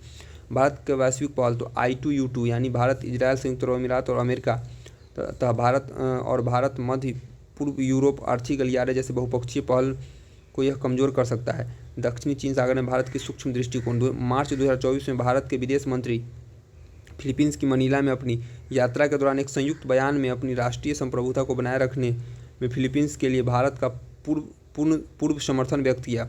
दक्षिणी चीन सागर पर भारत के रुख में यह बदलाव वैश्विक मंच पर भारत की व्यापक रणनीतिक और आर्थिक आकांक्षाओं को दर्शाता है। दक्षिणी चीन सागर विवाद में भारत का नवीन दृष्टिकोण। लुक ईस्ट से एक्ट ईस्ट की नीति। प्रारंभ में लुक ईस्ट नीति के माध्यम से दक्षिणी चीन सागर क्षेत्र के साथ भारत का जुड़ाव मुख्य रूप से आर्थिक था। विगत कुछ वर्षों में वर्तमान सरकार के प्रशासन के तहत भारत की पॉलिसी लुक ईस्ट से एक्ट ईस्ट की ओर स्थानांतरित हुई है। वर्तमान नीति इंडो पैसिफिक क्षेत्र के साथ अधिक सक्रिय और बहुआयामी जुड़ाव की ओर एक रणनीतिक केंद्र को चिन्हित करता है। अंतर्राष्ट्रीय कानूनों का समर्थन। भारत जो है वह अंतर्राष्ट्रीय कानून, विशेष रूप से UNCLOS की सीमा के भीतर समुद्री संसाधनों की खोज और दोहन की स्वतंत्रता सिद्धांत का समर्थन करता है। आर्थिक नीति में परिवर्तन। तो वियतनाम के विशिष्ट आर्थिक क्षेत्र जो है SEZ, विशिष्ट आर्थिक क्षेत्र यानी स्पेशल इकोनॉमिक जोन, और अन्य समान उद्यमों, तेल और गैस अन्वेषण परियोजनाओं में भारतीय राज्य के स्वामित्व वाले उद्यमों की भागीदारी। इसके अलावा साझा सहयोगात्मक नीति। तो भारत ने मिशन आधारित तैनाती, सुदृढ़ समुद्री डोमेन जागरूकता और गहरे पानी की समुद्री सुविधाओं के माध्यम से अपनी क्षमताओं को मजबूत किया है। दक्षिणी चीन सागर रणनीतिक रूप से महत्वपूर्ण जलमार्ग है, जिसकी सीमा दक्षिणी चीन सागर की सीमा चीन, Vietnam, Singapore, Taiwan, Philippines, Cambodia, Malaysia, Thailand, Brunei और इंडोनेशिया के साथ लगती है। यह पश्चिमी प्रशांत महासागर की एक शाखा है जो दक्षिण पूर्व एशियाई मुख्य भूमि के साथ सीमा बनाती है। दक्षिणी चीन सागर में विवाद तो 9 डैश लाइन वर्ष 1947 में चीन की राष्ट्रवादी कुओमिंतांग पार्टी ने तथाकथित 9 डैश लाइन वाला एक नक्शा जारी किया। यह चीनी मुख्य भूमि से 2000 किलोमीटर दूरी तक था, जो दक्षिणी चीन सागर का 90% हिस्सा है और इस क्षेत्र पर चीन अपनी संप्रभुता का दावा करता है। विवादित द्वीप समूह तो कुछ द्वीप समूह जो विवादित है, इस द्वीप समूह से क्वेश्चन आने की संभावना है। जैसे कि एक है स्प्रैटलीज द्वीप, यह ताइवान, वियतनाम, फिलीपींस, चीन, मलेशिया सब इस पर अपना अपना दावा करता है। कौन कौन? स्प्रैटलीज, याद रखिएगा, स्प्रैटलीज द्वीप समूह पर ताइवान का, वियतनाम का, फिलीपींस का, चीन का और मलेशिया, इन 5 देशों के बीच विवाद है।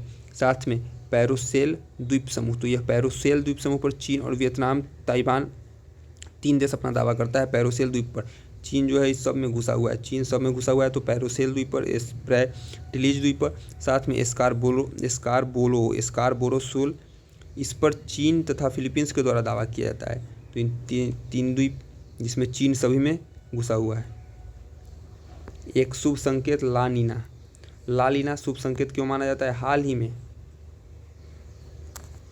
भारत मौसम विभाग विज्ञान ने इसे इस वर्ष दक्षिण पश्चिम मानसून के सामान्य से ऊपर रहने की सबसे अधिक संभावना का अनुमान लगाया है। क्यों?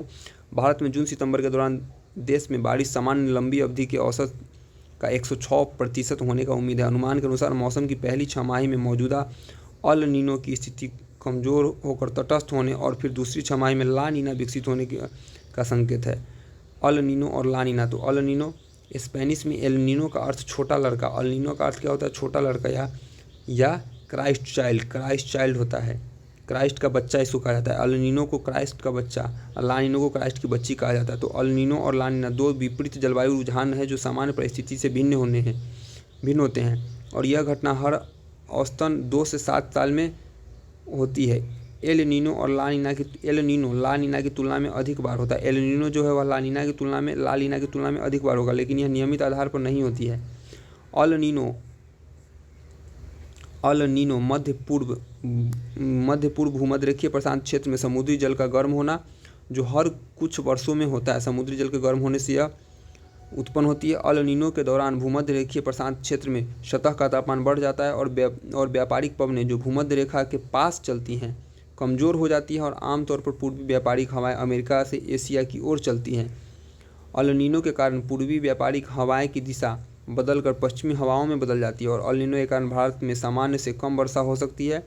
वहीं ला नीना भूमध्यरेखीय प्रशांत क्षेत्र में औसत समुद्री सतह तापमान से अधिक ठंडा रहता है। व्यापारिक हवाएं सामान्य से अधिक तेज होती हैं जो गर्म पानी को एशिया की ओर धकेलती है और ला नीना के कारण भारत में सामान्य से अधिक वर्षा होती है। ला नीना हमारे लिए शुभ संकेत है। अच्छे मानसून वर्ष का लाभ। तो भारत की कृषि प्रणाली सामान्यतः मानसून आधारित है और कृषि क्षेत्र के लगभग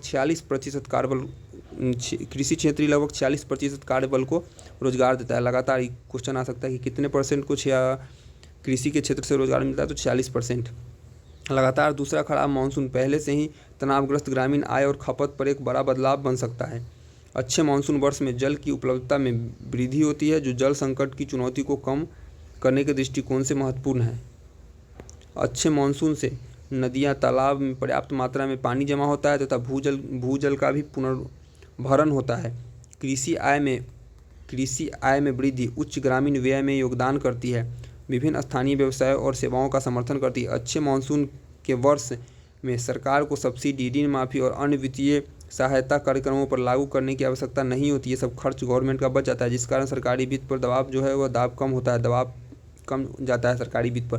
वंशानुक्रम कर। हाल ही में भारत के प्रमुख विपक्षी दल के एक प्रमुख राजनीतिक नेता ने वंशानुक्रम कर पर रुचि व्यक्त की है, जो लोकसभा चुनाव प्रचार के दौरान भारत का एक बड़ा राजनीतिक विवाद खड़ा हो गया। विरासत कर या वंशानुक्रम कर।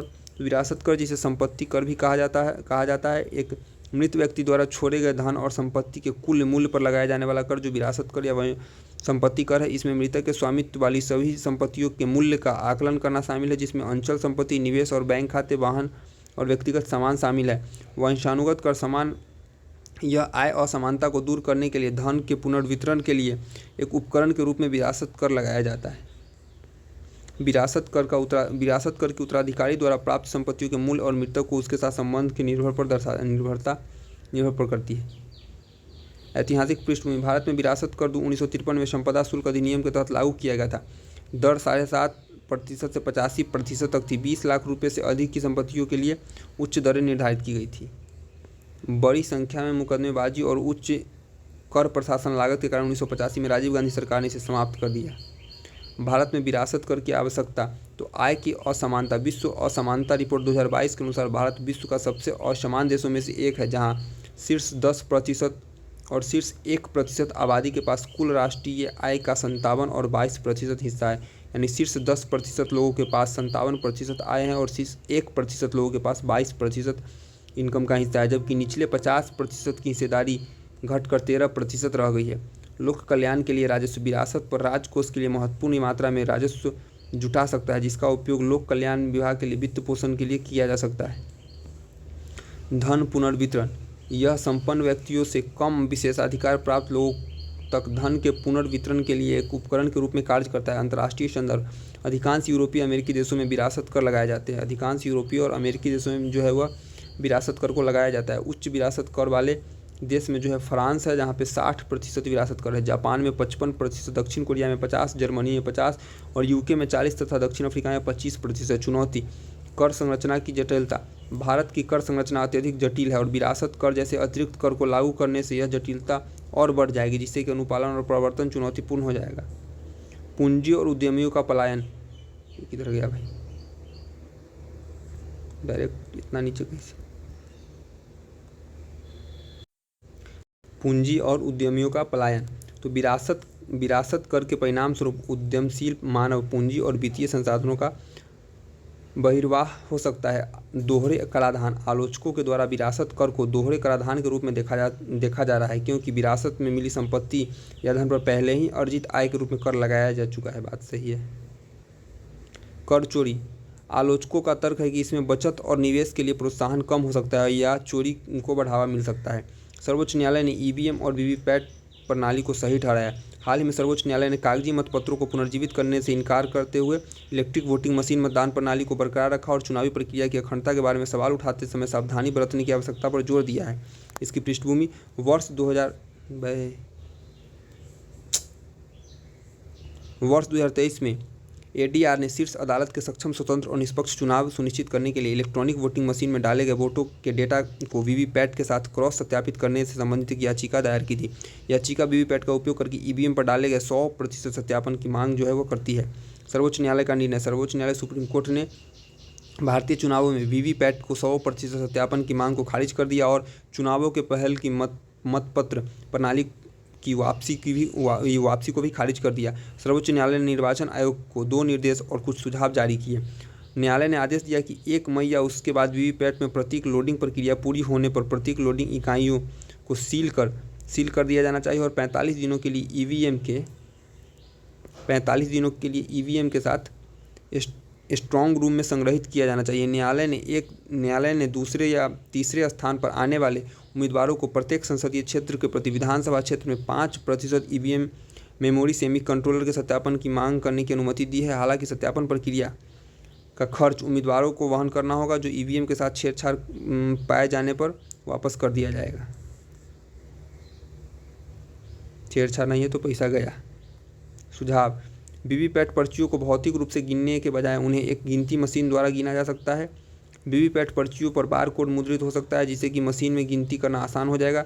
वीवीपैट पर्चियों तक भौतिक पहुंच देना व्यवहारिक है और इससे दुरुपयोग होगा, जिससे कि गिनती का समय बढ़ जाएगा और परिणामों की घोषणा में देरी होगी। आवश्यक जनशक्ति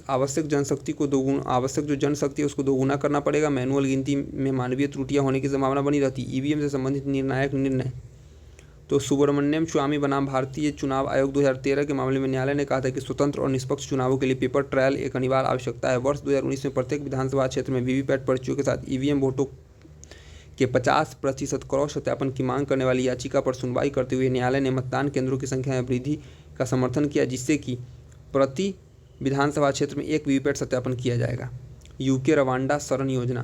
तो यूके रवांडा शरण योजना क्या है? तो ब्रिटेन की संसद ने उस कानून को मंजूरी दी है जो सरकार को शरण चाहने वालों को पूर्वी अफ्रीकी राष्ट्र द्वारा उनके शरण दावों का मूल्यांकन करने के लिए रवांडा में स्थानांतरित करने में सक्षम बनाता है। Rwanda bill.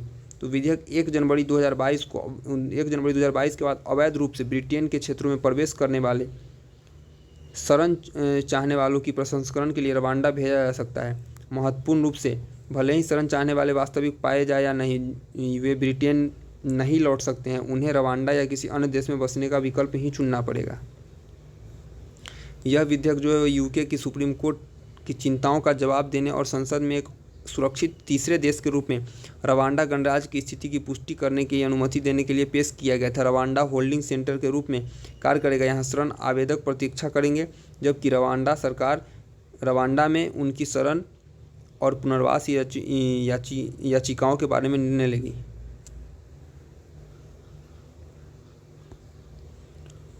ब्रिटेन अप्रवासी संकट। 2018 के बाद फ्रांस में कैलाइस और इंग्लैंड में डोवर के बीच खतरनाक क्रॉसिंग करने वाले शरणार्थियों और शरण चाहने वालों की संख्या में उल्लेखनीय वृद्धि हुई है। छोटी नावों पर ब्रिटेन आने वाले प्रवासियों की संख्या 2022 में बढ़कर 45,774 हो गई, जो 4 साल पहले सिर्फ 299 थी।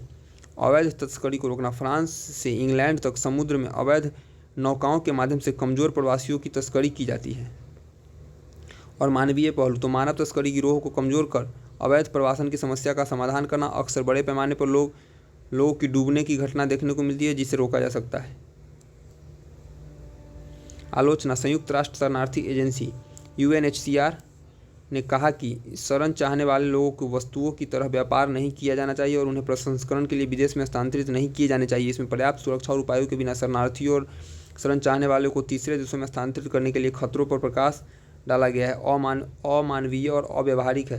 2023 में ब्रिटेन की सर्वोच्च न्यायालय ने इस योजना को गैर कानूनी घोषित कर दिया, यह बताते हुए कि रवांडा एक सुरक्षित देश नहीं है, यानी असुरक्षित देश है, और यह योजना मानवाधिकार पर यूरोपीय कन्वेंशन के खिलाफ था।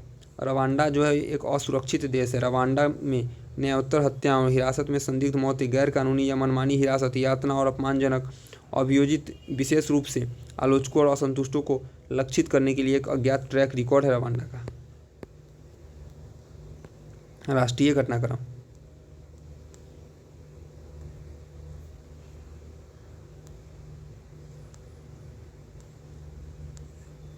हाल ही में DRDO और भारतीय सेना ने स्वदेशी रूप से विकसित man portable anti tank guided missile हथियार प्रणाली का सफलतापूर्वक परीक्षण किया है। रक्षा अनुसंधान और विकास संगठन DRDO स्थापना इसकी पूछे तो 1 जनवरी 1958, मुख्यालय नई दिल्ली में, और इसके अध्यक्ष है समीर V कामत।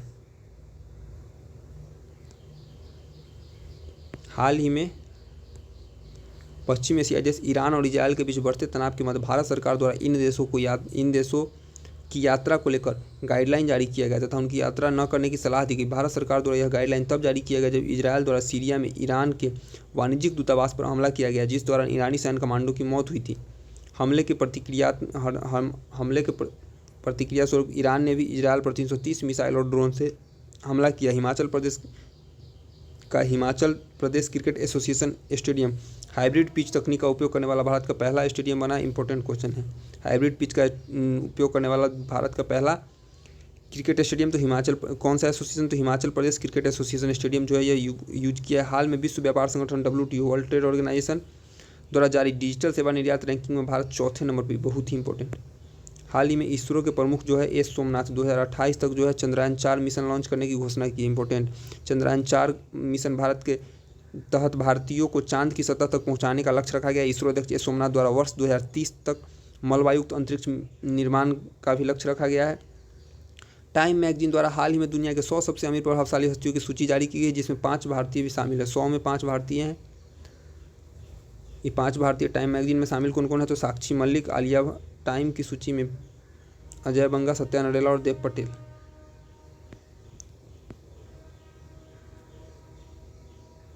100 प्रभावशाली हस्तियों की सूची जारी की गई। 100 प्रभावशाली हस्तियों में 5 भारत के हैं, साक्षी मलिक, आलिया भट्ट, अजय बंगा, सत्या नडेला और देव पटेल।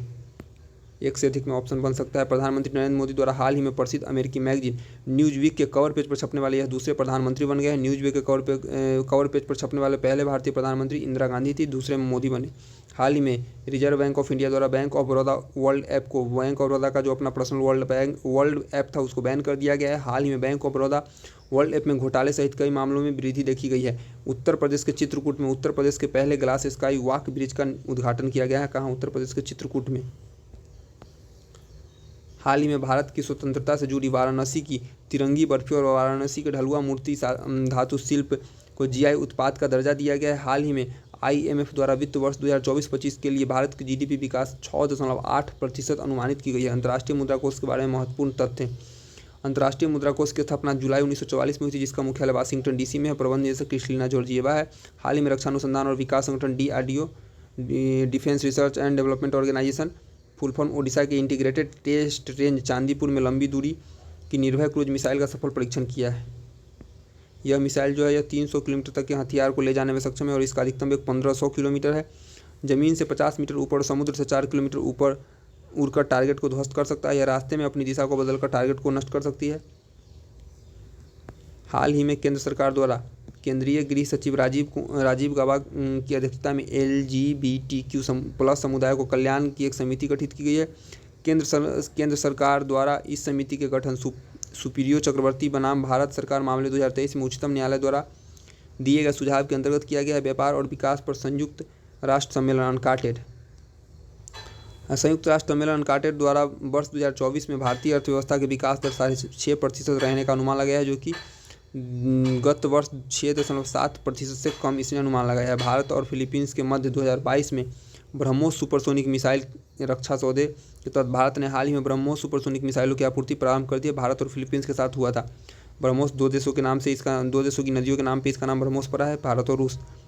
हाल ही में केरल में देश का सबसे बड़ा मंदिर महोत्सव त्रिशूरपुरम का आयोजन किया गया। तो देश का सबसे बड़ा मंदिर महोत्सव त्रिशूरपुरम का आयोजन कहाँ? केरल में किया गया। हाल ही में महिला एवं बाल विकास मंत्रालय द्वारा राष्ट्रीय शिक्षा नीति 2020 के अनुरूप आधारशिला नाम से प्रारंभिक बचपन देखभाल और शिक्षा के लिए राष्ट्रीय पाठ्यक्रम 2024 लॉन्च किया गया। The silver institute 2024 world silver survey के अनुसार वेदांता समूह की सहायक कंपनी हिंदुस्तान जिंक लिमिटेड दुनिया की तीसरी बड़ी चांदी उत्पादक कंपनी बन गई। दुनिया की तीसरी बड़ी चांदी उत्पादक कंपनी कौन? Hindustan zinc limited. हाल ही में भीषण सूखे और गर्मी के कारण सूख जाने वाली लक्ष्मण तीर्थ नदी कर्नाटक में कावेरी की सहायक नदी, इंपॉर्टेंट है, पूछ सकता है। लक्ष्मण तीर्थ नदी यह कावेरी की सहायक नदी है जो कि कर्नाटक में है। डीआरडीओ की नौसेना भौतिक और महासागरीय प्रयोगशाला ने केरल में submersible platform for acoustic characterisation and evaluation space नाम से अनावरण किया। स्पेस का फुल फॉर्म क्या है? Submersible platform for acoustic characterisation and evaluation space. इसका अनावरण किसने किया? डीआरडीओ ने, इंपॉर्टेंट है, पूछ सकता है। DRDO defence research and development organisation. हाल ही में जारी रिपोर्ट के अनुसार पर्यावरण संरक्षण के क्षेत्र में केंद्र सरकार द्वारा शुरू किए गए ग्रीन क्रेडिट प्रोग्राम GCP के प्रभावी क्रियान्वयन में मध्य प्रदेश जो है वो शीर्ष पर रहा, पूछ सकता है। ग्रीन क्रेडिट प्रोग्राम में शीर्ष पर Madhya Pradesh.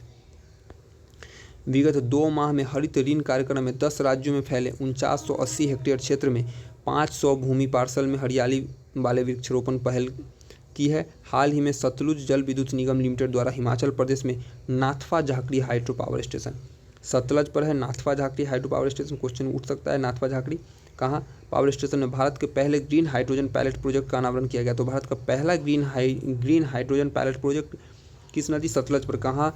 Himachal Pradesh, Nathpa Jhakri hydro power station में। भारतीय ऐतिहासिक अभिलेख आयोग द्वारा अपना नया लोगो और आदर्श वाक्य जारी किया गया। ये नया आदर्श वाक्य क्या है? यत्र इतिहास भविष्यांग संरक्षित। हाल ही में खबरों में रहा कालसेर वन्यजीव अभयारण्य, तो कालसेर हरियाणा का है। गौरतलब है कि सुप्रीम कोर्ट द्वारा कालसेर वन्यजीव अभयारण्य इसके भीतर 4 प्रस्तावित बांधों के निर्माण पर पर्यावरणीय चिंताओं के कारण इसको रोक लगा दी है। यहाँ से क्वेश्चन आएगा पूरी संभावना। 24 लोकसभा चुनाव में पहली बार ऐतिहासिक वोटिंग करने वाली सैम्पेन जनजाति अंडमान निकोबार की है। 17 को तो वोट ही से लोग दिया था। अनकाटेड द्वारा जारी एक रिपोर्ट के अनुसार 2023 में भारतीय सेवा क्षेत्र का निर्यात 11.4% बढ़कर 345 अनकाटेड द्वारा जारी रिपोर्ट के अनुसार भारतीय सेवा क्षेत्र का निर्यात $345 बिलियन हो गया। 11.4% की बढ़ोतरी के साथ भारत का सेवा आयात 0.4% कम होकर $248 बिलियन हो गया। भारत का सेवा आयात, वैश्विक स्तर पर सेवा निर्यात करने के मामले में भारत जो है वह 7वें नंबर पे है। अहमदाबाद की 6 वर्षीय तक्षवी वधानी 25 मीटर तक सबसे कम लिम्बो स्केटिंग का रिकॉर्ड अपने नाम किया है। संयुक्त राष्ट्र जनसंख्या कोष UNFPA द्वारा हाल ही में विश्व जनसंख्या स्थिति रिपोर्ट 2024 पेश किया गया। रिपोर्ट के मुख्य बिंदु: भारत 144.17 करोड़ की आबादी के साथ वैश्विक स्तर पर 1 पर है, चीन 142। भारत की कुल जनसंख्या का 0 से 14 वर्ष की आयु में 24% आबादी है। भारत की जनसंख्या 77 वर्षों में जो है वह दोगुनी होने का अनुमान व्यक्त किया गया है। यहाँ से क्वेश्चन आएंगे। हाल ही में चर्चा में रहा डोंगरिया कोंध जनजाति लोकसभा चुनाव में बहिष्कार किया है, तो यह उड़ीसा की जनजाति है डोंगरिया कोंध जनजाति। यह अपने झूठे खनन विरोधी मामले वापस नहीं लिए जाने पर यह जनजाति मताधिकार का प्रयोग नहीं किया है। हाल ही में शिपिंग मंत्रालय द्वारा केरल में अदानी समूह द्वारा विकसित विंझीजम पोर्ट केरल में कौन विकसित कर रहा है? अडानी समूह। भारत का पहला ट्रांसशिपमेंट पोर्ट के रूप में यह मंजूर किया गया है विंझीजम पोर्ट को। यह पोर्ट देश का पहला पूर्ण विकसित गहरे पानी में ट्रांसशिपमेंट बंदरगाह है। ट्रांसशिपमेंट बंदरगाह रास्ते में आने वाले जहाज़ों के बीच माल को अंतिम गंतव्य तक पहुंचाता है। 23 अप्रैल को मणिपुर द्वारा खोंगजोम दिवस मनाया गया। यह दिवस 1891 में खोंगजोम में मणिपुर द्वारा अंग्रेजों के खिलाफ युद्ध में शहीद नायकों की याद में मनाया जाता है। खोंगजोम मणिपुर में, याद रखिए क्यों, तो अंग्रेजों के खिलाफ जो युद्ध में शहीद हुए थे नायक, उनकी याद में मनाया जाता है। हाल ही में डिजिटलीकरण के माध्यम से कृषि ऋण देने में क्रांति लाने के उद्देश्य से नाबार्ड और RBI इनोवेशन हब द्वारा सहयोग के लिए हाथ मिलाया गया है। भारत के केंद्रीय सार्वजनिक क्षेत्र में उद्यम ग्रामीण विद्युतीकरण निगम लिमिटेड REC ने भारत में टिकाऊ परियोजनाओं के लिए जापानी येन 60.536 बिलियन का ग्रीन लोन हासिल किया है। प्रसिद्ध भारतीय स्क्वैश सौरभ घोषाल ने पेशेवर स्क्वैश से संन्यास लिया है। तो भारतीय स्क्वैश खिलाड़ी सौरभ घोषाल संन्यास लिया। भारतीय प्रौद्योगिकी संस्थान IIT रुड़की शोधकर्ताओं द्वारा दुनिया का सबसे बड़े सांपों में से एक के जीवाश्म की खोज की, जिसकी सूचना गुजरात के एक लिग्नाइट खाद्यान्न में दिया गया है। गुजरात में लगभग 4.7 करोड़ वर्ष पहले रहने वाले सांप की प्राचीन प्रजाति का नाम वासुकी इंडिकस है। क्या? वासुकी इंडिकस 4.7 करोड़ साल पहले। हाल में भारतीय जनता पार्टी के उम्मीदवार मुकेश दलाल सूरत सीट से 18वीं लोकसभा चुनाव में निर्विरोध जीते। मुकेश दलाल जो है वह 12 वर्षों में निर्विरोध लोकसभा चुनाव जीतने वाले पहले उम्मीदवार बने। हाल ही में भारत सरकार द्वारा 6 पड़ोसी देश बांग्लादेश, UAE कब से पड़ोसी हो गया, भूटान, बहरीन, मॉरिशस और श्रीलंका को 99,150 मीट्रिक टन प्याज के निर्यात की अनुमति दी है। हाल ही में भारतीय बीमा नियामक और विकास प्राधिकरण IRDAI ने 25 और 26 अप्रैल को हैदराबाद में बीमा मंथन के 6ठे संस्करण का आयोजन किया। भारतीय बीमा नियामक और विकास प्राधिकरण भारत में बीमा क्षेत्र के शीर्ष नियामक संस्था है। इसकी स्थापना भारत सरकार द्वारा 1999 में बीमा क्षेत्र में सुधार के लिए गठित की गई थी। RN मल्होत्रा समिति की सिफारिश पर इसकी स्थापना हुई थी। हाल ही में एसोसिएशन फॉर डेमोक्रेटिक रिफॉर्म्स बनाम इलेक्शन कमीशन ऑफ इंडिया और अन्य के मामले में सुप्रीम कोर्ट ने फैसला सुनाते हुए चुनाव में सुरक्षा उपायों के साथ इलेक्ट्रॉनिक वोटिंग मशीन EVM के उपयोग को वैध ठहराया है। जस्टिस राजीव खन्ना और जस्टिस दीपांकर दत्ता समेत सुप्रीम कोर्ट के 2 जजों की बेंच ने यह फैसला सुनाया है। मई 1982 में केरल में आम सभा चुनाव में पहली बार EVM का उपयोग हुआ। 2001 में प्रत्येक राज्य की विधानसभा और 2004 से देश के लोकसभा में 543 संसदीय निर्वाचन क्षेत्र पर EVM का प्रयोग जो है किया गया था पहली बार। अंतर्राष्ट्रीय घटनाक्रम हाल ही में, कितना टाइम हो गया, लंबा वीडियो जाएगा आज। हाल ही में अफ्रीकी देश नाइजीरिया मेनिंजाइटिस के लिए WHO द्वारा अनुशंसित मेन्सविक कंजुगेट वैक्सीन लगाने वाला दुनिया का पहला देश बना है कौन? अब नाइजीरिया मेनिंजाइटिस के खिलाफ वैक्सीन लगाने वाला पहला देश बना। सिंगापुर वर्तमान उप प्रधानमंत्री लॉरेंस वोंग की सिंगापुर के अगले प्रधानमंत्री बनने की घोषणा करी है। हाल ही में अमेरिका के पूर्व राष्ट्रपति डोनाल्ड ट्रंप आपराधिक मुकदमे का सामना करने वाले अमेरिका के पहले राष्ट्रपति बन गए। हाल ही में इन पर भी फायरिंग भी हुआ था। हाल ही में एयरपोर्ट काउंसिल ऑफ इंडिया द्वारा दुनिया के व्यस्त हवाई अड्डों की सूची जारी की गई है, जिसमें अमेरिका का हार्ट्सफील्ड जैक्सन अटलांटा हवाई अड्डा एक पर है, सबसे व्यस्त है। इस सूची में यात्रियों के मामले में दुनिया के शीर्ष 3 हवाई अड्डे तो हार्ट्सफील्ड जैक्सन अटलांटा अंतर्राष्ट्रीय हवाई अड्डा, दूसरा पे है दुबई अंतर्राष्ट्रीय हवाई अड्डा और तीसरा पे डलास फोर्ट वर्थ अंतर्राष्ट्रीय हवाई अड्डा जो यूएसए का ही है। सूची में भारत का इंदिरा गांधी अंतर्राष्ट्रीय हवाई अड्डा यानी दिल्ली एयरपोर्ट जो है वह 10वें नंबर पर है। इंदिरा गांधी अंतर्राष्ट्रीय हवाई अड्डा 10वें नंबर पर दिल्ली का है।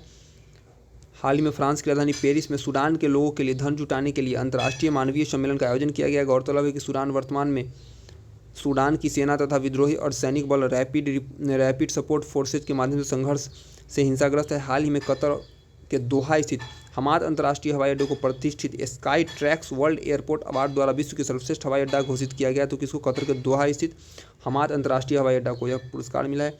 हाल ही में यूरोपियन खगोलविदों द्वारा आकाशगंगा यानी मिल्की वे के सबसे बड़े तारकीय स्टेलर ब्लैक होल जिसका नाम GAIA गाइया BH3 की खोज की गई है। यूरोपियन खगोलविद कौन खोजा है? तो यूरोपियन खगोलविदों द्वारा आकाशगंगा मिल्की वे की सबसे बड़े तारकीय स्टेलर ब्लैक होल की खोज की गई है, जिसका नाम है गाइया BH।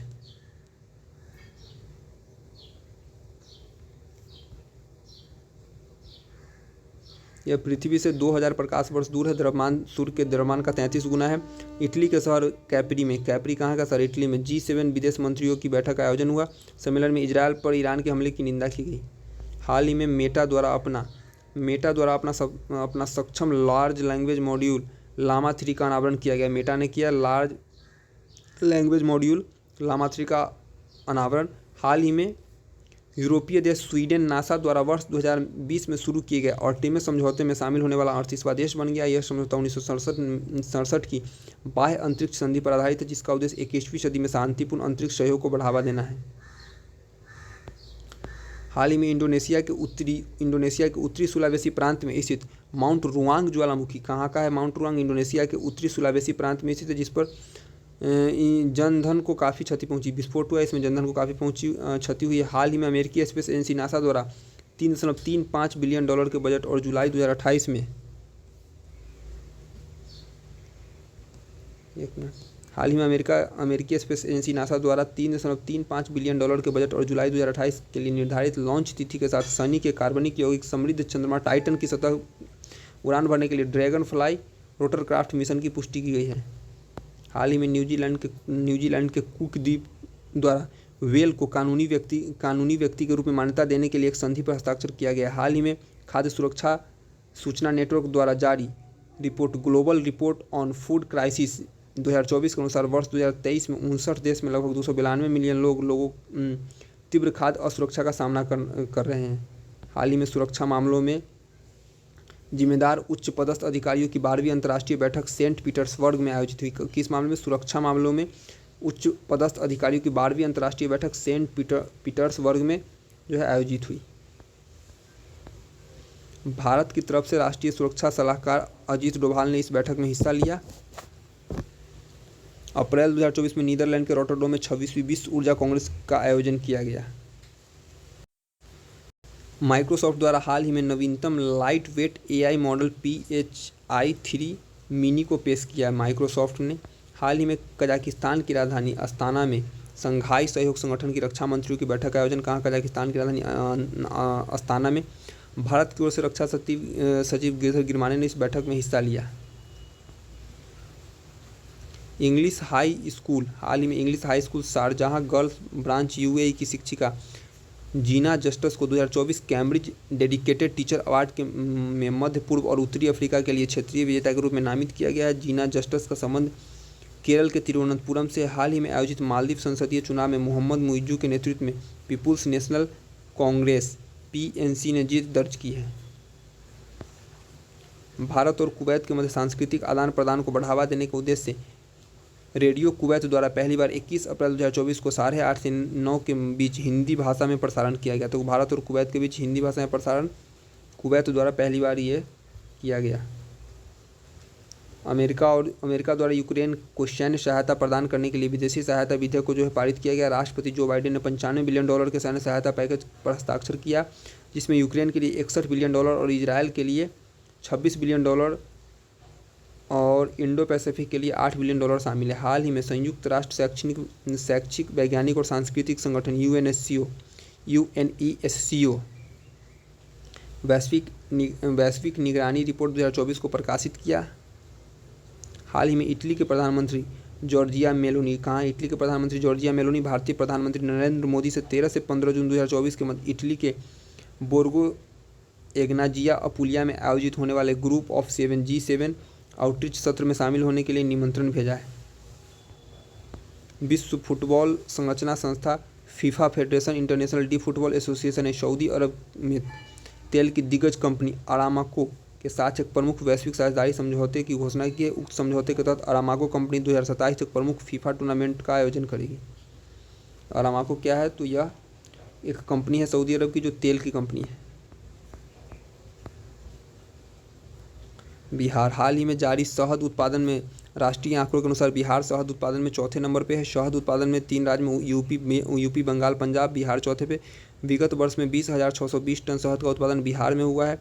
शहद उत्पादन में बिहार के शीर्ष 3 जिले मुजफ्फरपुर, पूर्वी चंपारण यानी कि मोतिहारी और बेगूसराय है। 1991 बैच के IAS अधिकारी प्रत्यय अमृत को बिहार का नया गृह सचिव नियुक्त किया गया है। राष्ट्रपति द्रौपदी मुर्मू द्वारा राष्ट्रपति भवन में आयोजित समारोह में बिहार के 2 बार के मुख्यमंत्री रहे जननायक कर्पूरी ठाकुर को मरणोपरांत देश के सर्वोच्च सम्मान भारत रत्न से सम्मानित किया गया। कर्पूरी ठाकुर की ओर से यह पुरस्कार उनकी पुत्री श्री रामानाथ ठाकुर को दिया गया। भारत रत्न पुरस्कार विजेता तो श्री लालकृष्ण आडवाणी को मिला। जननायक कर्पूरी ठाकुर, चौधरी चरण सिंह, PV नरसिम्हा राव, SM स्वामीनाथन और लालकृष्ण आडवाणी, इन 5 लोगों को मिला। जननायक कर्पूरी ठाकुर भारत रत्न प्राप्त करने वाले 5वें बिहारी व्यक्ति बन गए। अप्रैल 2024 में भारतीय खेल प्राधिकरण एवं भारतीय तैराकी महासंघ द्वारा संयुक्त रूप से आयोजित जूनियर महिला तैराकी प्रतियोगिताएं बिहार की कात्यायनी सिंह द्वारा 3 पदक और 2 रजत और 1 स्वर्ण सहित हासिल किया गया। हाल ही में बिहार वाणिज्य कर विभाग द्वारा वित्तीय वर्ष 2023-24 में 22-23 की तुलना में वस्तु एवं सेवा कर GST में 18.13%, इंपॉर्टेंट है, 18.13% की वृद्धि 22-23 की तुलना में 23-24 में देखी गई। और राज्य द्वारा GST 23-24 में अन्य करों की तुलना में 38,161 करोड़ रुपये का राजस्व एकत्र किया गया। बिहार के ज्ञान भवन पटना में दक्षिण एशियाई पुरातत्व समिति के 8वें अंतर्राष्ट्रीय महासम्मेलन का आयोजन किया गया। संस्कृति युवा संस्था द्वारा पेरिस स्थित फ्रांस के सीनेट में महावीर मंदिर न्यास के सचिव आचार्य किशोर कुणाल को 11वां भारत गौरव अवार्ड से सम्मानित किया गया। पटना में जो हनुमान मंदिर है उसके निर्माण में इनकी मुख्य भूमिका रही है। संस्कृति युवा संस्था भारतीय संस्कृति एवं सभ्यता को वैश्विक स्तर पर बढ़ावा देने वाले अंतर्राष्ट्रीय फोरम है। हाल में भारतीय प्रौद्योगिकी संस्थान पटना के इंक्यूबेशन से तैयार सूटकेस इन्वर्टर को पेटेंट मिल गया है। 6 से 15 किलोग्राम वजनी लिथियम आयन बैटरी इंटीग्रेटेड यह इन्वर्टर अगले माह से बाजार में आम लोगों के लिए उपलब्ध होगा। लिथियम आयन बैटरी वाला इन्वर्टर। हाल ही में जारी रिपोर्ट के अनुसार बिहार प्रधानमंत्री आवास ग्रामीण के निर्माण कार्य को पूरा करने के लिए राष्ट्रीय औसत से आगे निकल गया है। PM आवास पूर्ण करने के लिए राष्ट्रीय औसत 87.31% था, जबकि बिहार में इसका औसत 98.30% है। राज्य में मंत्रिमंडल के विस्तार के बाद अब मंत्रिमंडल में मुख्यमंत्री सहित 30 मंत्री हो गए।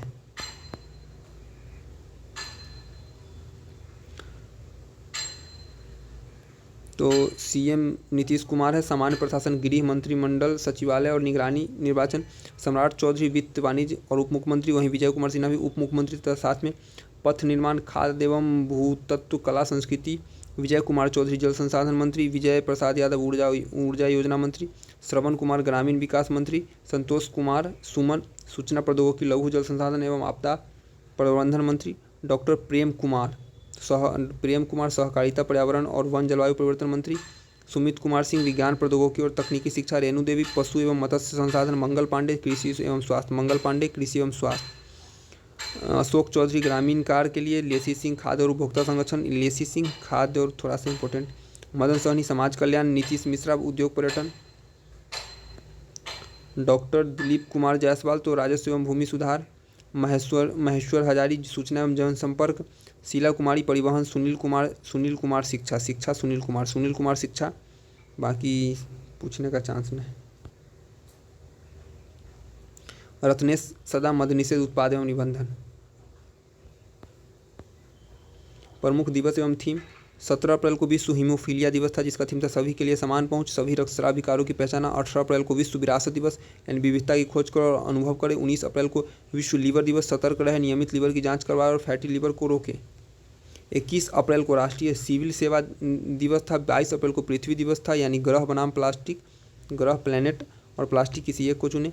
23 अप्रैल को विश्व पुस्तक और कॉपीराइट दिवस, रीड योर वे अंग्रेजी भाषा दिवस 23 अप्रैल को ही था। बहुभाषी शिक्षण के लिए प्रौद्योगिकी का उपयोग और चुनौतियों का अवसर। 25 अप्रैल को विश्व मलेरिया दिवस था। 25 अप्रैल को विश्व मलेरिया दिवस, जिसका थीम था अधिक न्यायसंगत दुनिया के लिए मलेरिया के खिलाफ लड़ाई को तेज करना। 26 अप्रैल को विश्व बौद्धिक संपदा दिवस, आईपी और एसडीजी नवाचार और रचनात्मक कार्य के साथ हमारे समान भविष्य का निर्माण। 26 अप्रैल को अंतर्राष्ट्रीय चेरनोबिल आपदा स्मरण दिवस भी था। पुरस्कार। भारत के जीएमआर हैदराबाद इंटरनेशनल एयरपोर्ट ने स्काई ट्रैम्प द्वारा घोषित भारत के दक्षिणी एशिया में सर्वश्रेष्ठ एयरपोर्ट स्टाफ 2024 का अवार्ड जीता।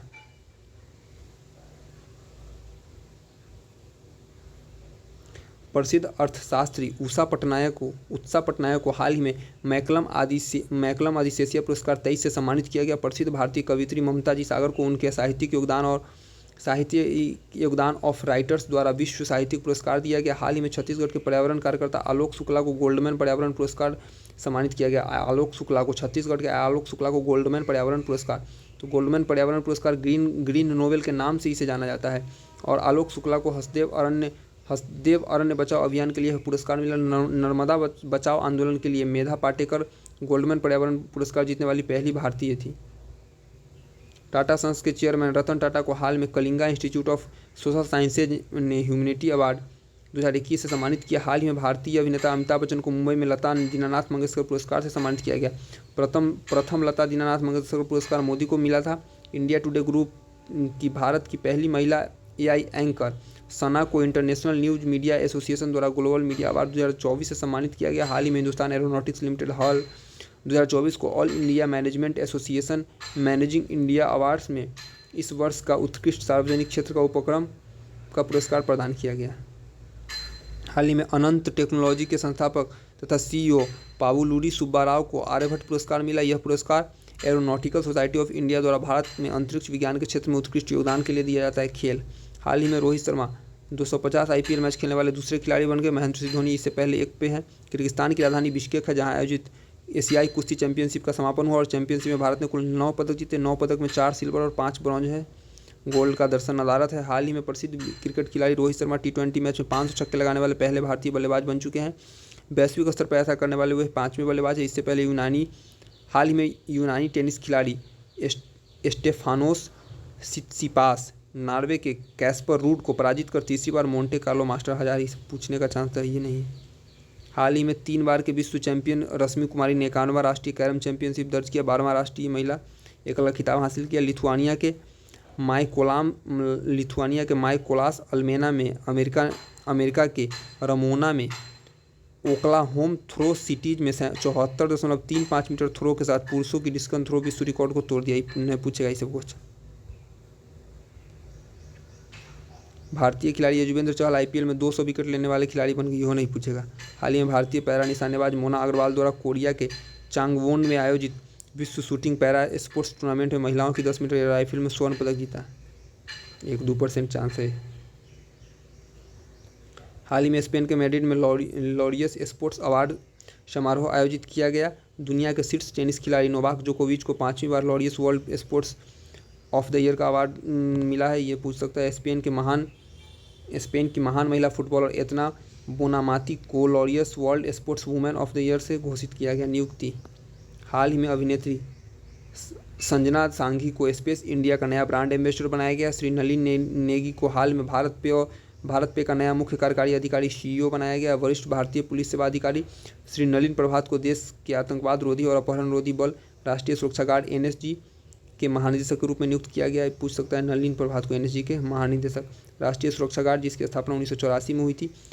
वाइस एडमिरल दिनेश कुमार त्रिपाठी को नौसेना का अगला प्रमुख नियुक्त किया गया। हाल ही में अहमद अल सबा को कुवैत का नया प्रधानमंत्री नियुक्त किया गया। हाल ही में अंतर्राष्ट्रीय क्रिकेट परिषद आईसीसी द्वारा भारतीय क्रिकेटर युवराज सिंह को आईसीसी पुरुष टी20 विश्व कप के लिए 36 दिनों का राजदूत ब्रांड एम्बेसडर बनाया गया। हाल ही में अमिताभ चौधरी को एक्सिस बैंक के नए एमडी और सीईओ के रूप में केंद्रीय शिक्षा मंत्रालय द्वारा हाल ही में प्रोफेसर नईमा खातून और अलीगढ़ मुस्लिम विश्वविद्यालय की पहली महिला कुलपति नियुक्ति। हाल ही में राष्ट्रमंडल खेलों के पूर्व स्वर्ण पदक विजेता नरसिंह पंचम यादव को भारतीय कुश्ती महासंघ के एथलीट आयोग का अध्यक्ष नियुक्त किया गया है। साथ में प्रबोवो सुबियांतो को हाल में इंडोनेशिया का नया राष्ट्रपति चुना गया है। हाल ही में जमैका के महान धावक उसैन बोल्ट को अंतर्राष्ट्रीय क्रिकेट परिषद के 9वें आईसीसी T20 विश्व कप में ब्रांड एम्बेसडर। गौरतलब है कि 9वें आईसीसी T20 विश्व कप 1 से 29 जून 2024 को वेस्टइंडीज और अमेरिका में संयुक्त रूप से आयोजित होगा। भारत इसको जीत चुका है। इससे पहले क्रिस गेल, युवराज सिंह भी राजदूत बन चुके हैं। अब निकलने वाले लोगों को हाल ही में देश के सबसे उम्रदराज फाइटर पायलट और उद्यमी सरदार दलीप सिंह मजीठिया 103 वर्ष की उम्र में निकले। सरदार दलीप सिंह मजीठिया द्वितीय विश्व युद्ध के दौरान म्यांमार यानी कि तत्कालीन बर्मा में भारतीय वायुसेना की कमान को संभाला था। इन्होंने हाल ही में इंग्लैंड के महान स्पिनर और आईसीसी हॉल ऑफ फेम में रहे डेरेक अंडरवुड का निधन हुआ। हाल में भारतीय मनोवैज्ञानिक के जनक सुधीर कक्कड़ भी 85 वर्ष की आयु में निधन इनका हुआ। कितना टाइम लगा? 1:25 ठीक है लगा। 2 अप्रैल का दोनों महीने का हो गया, 1 से 15 और 16 से 30 अप्रैल। बाकी मई का हो चुका है। अब मार्च, जनवरी, फरवरी 3 महीना बचा, उसको ख़त्म करते हैं। धन्यवाद।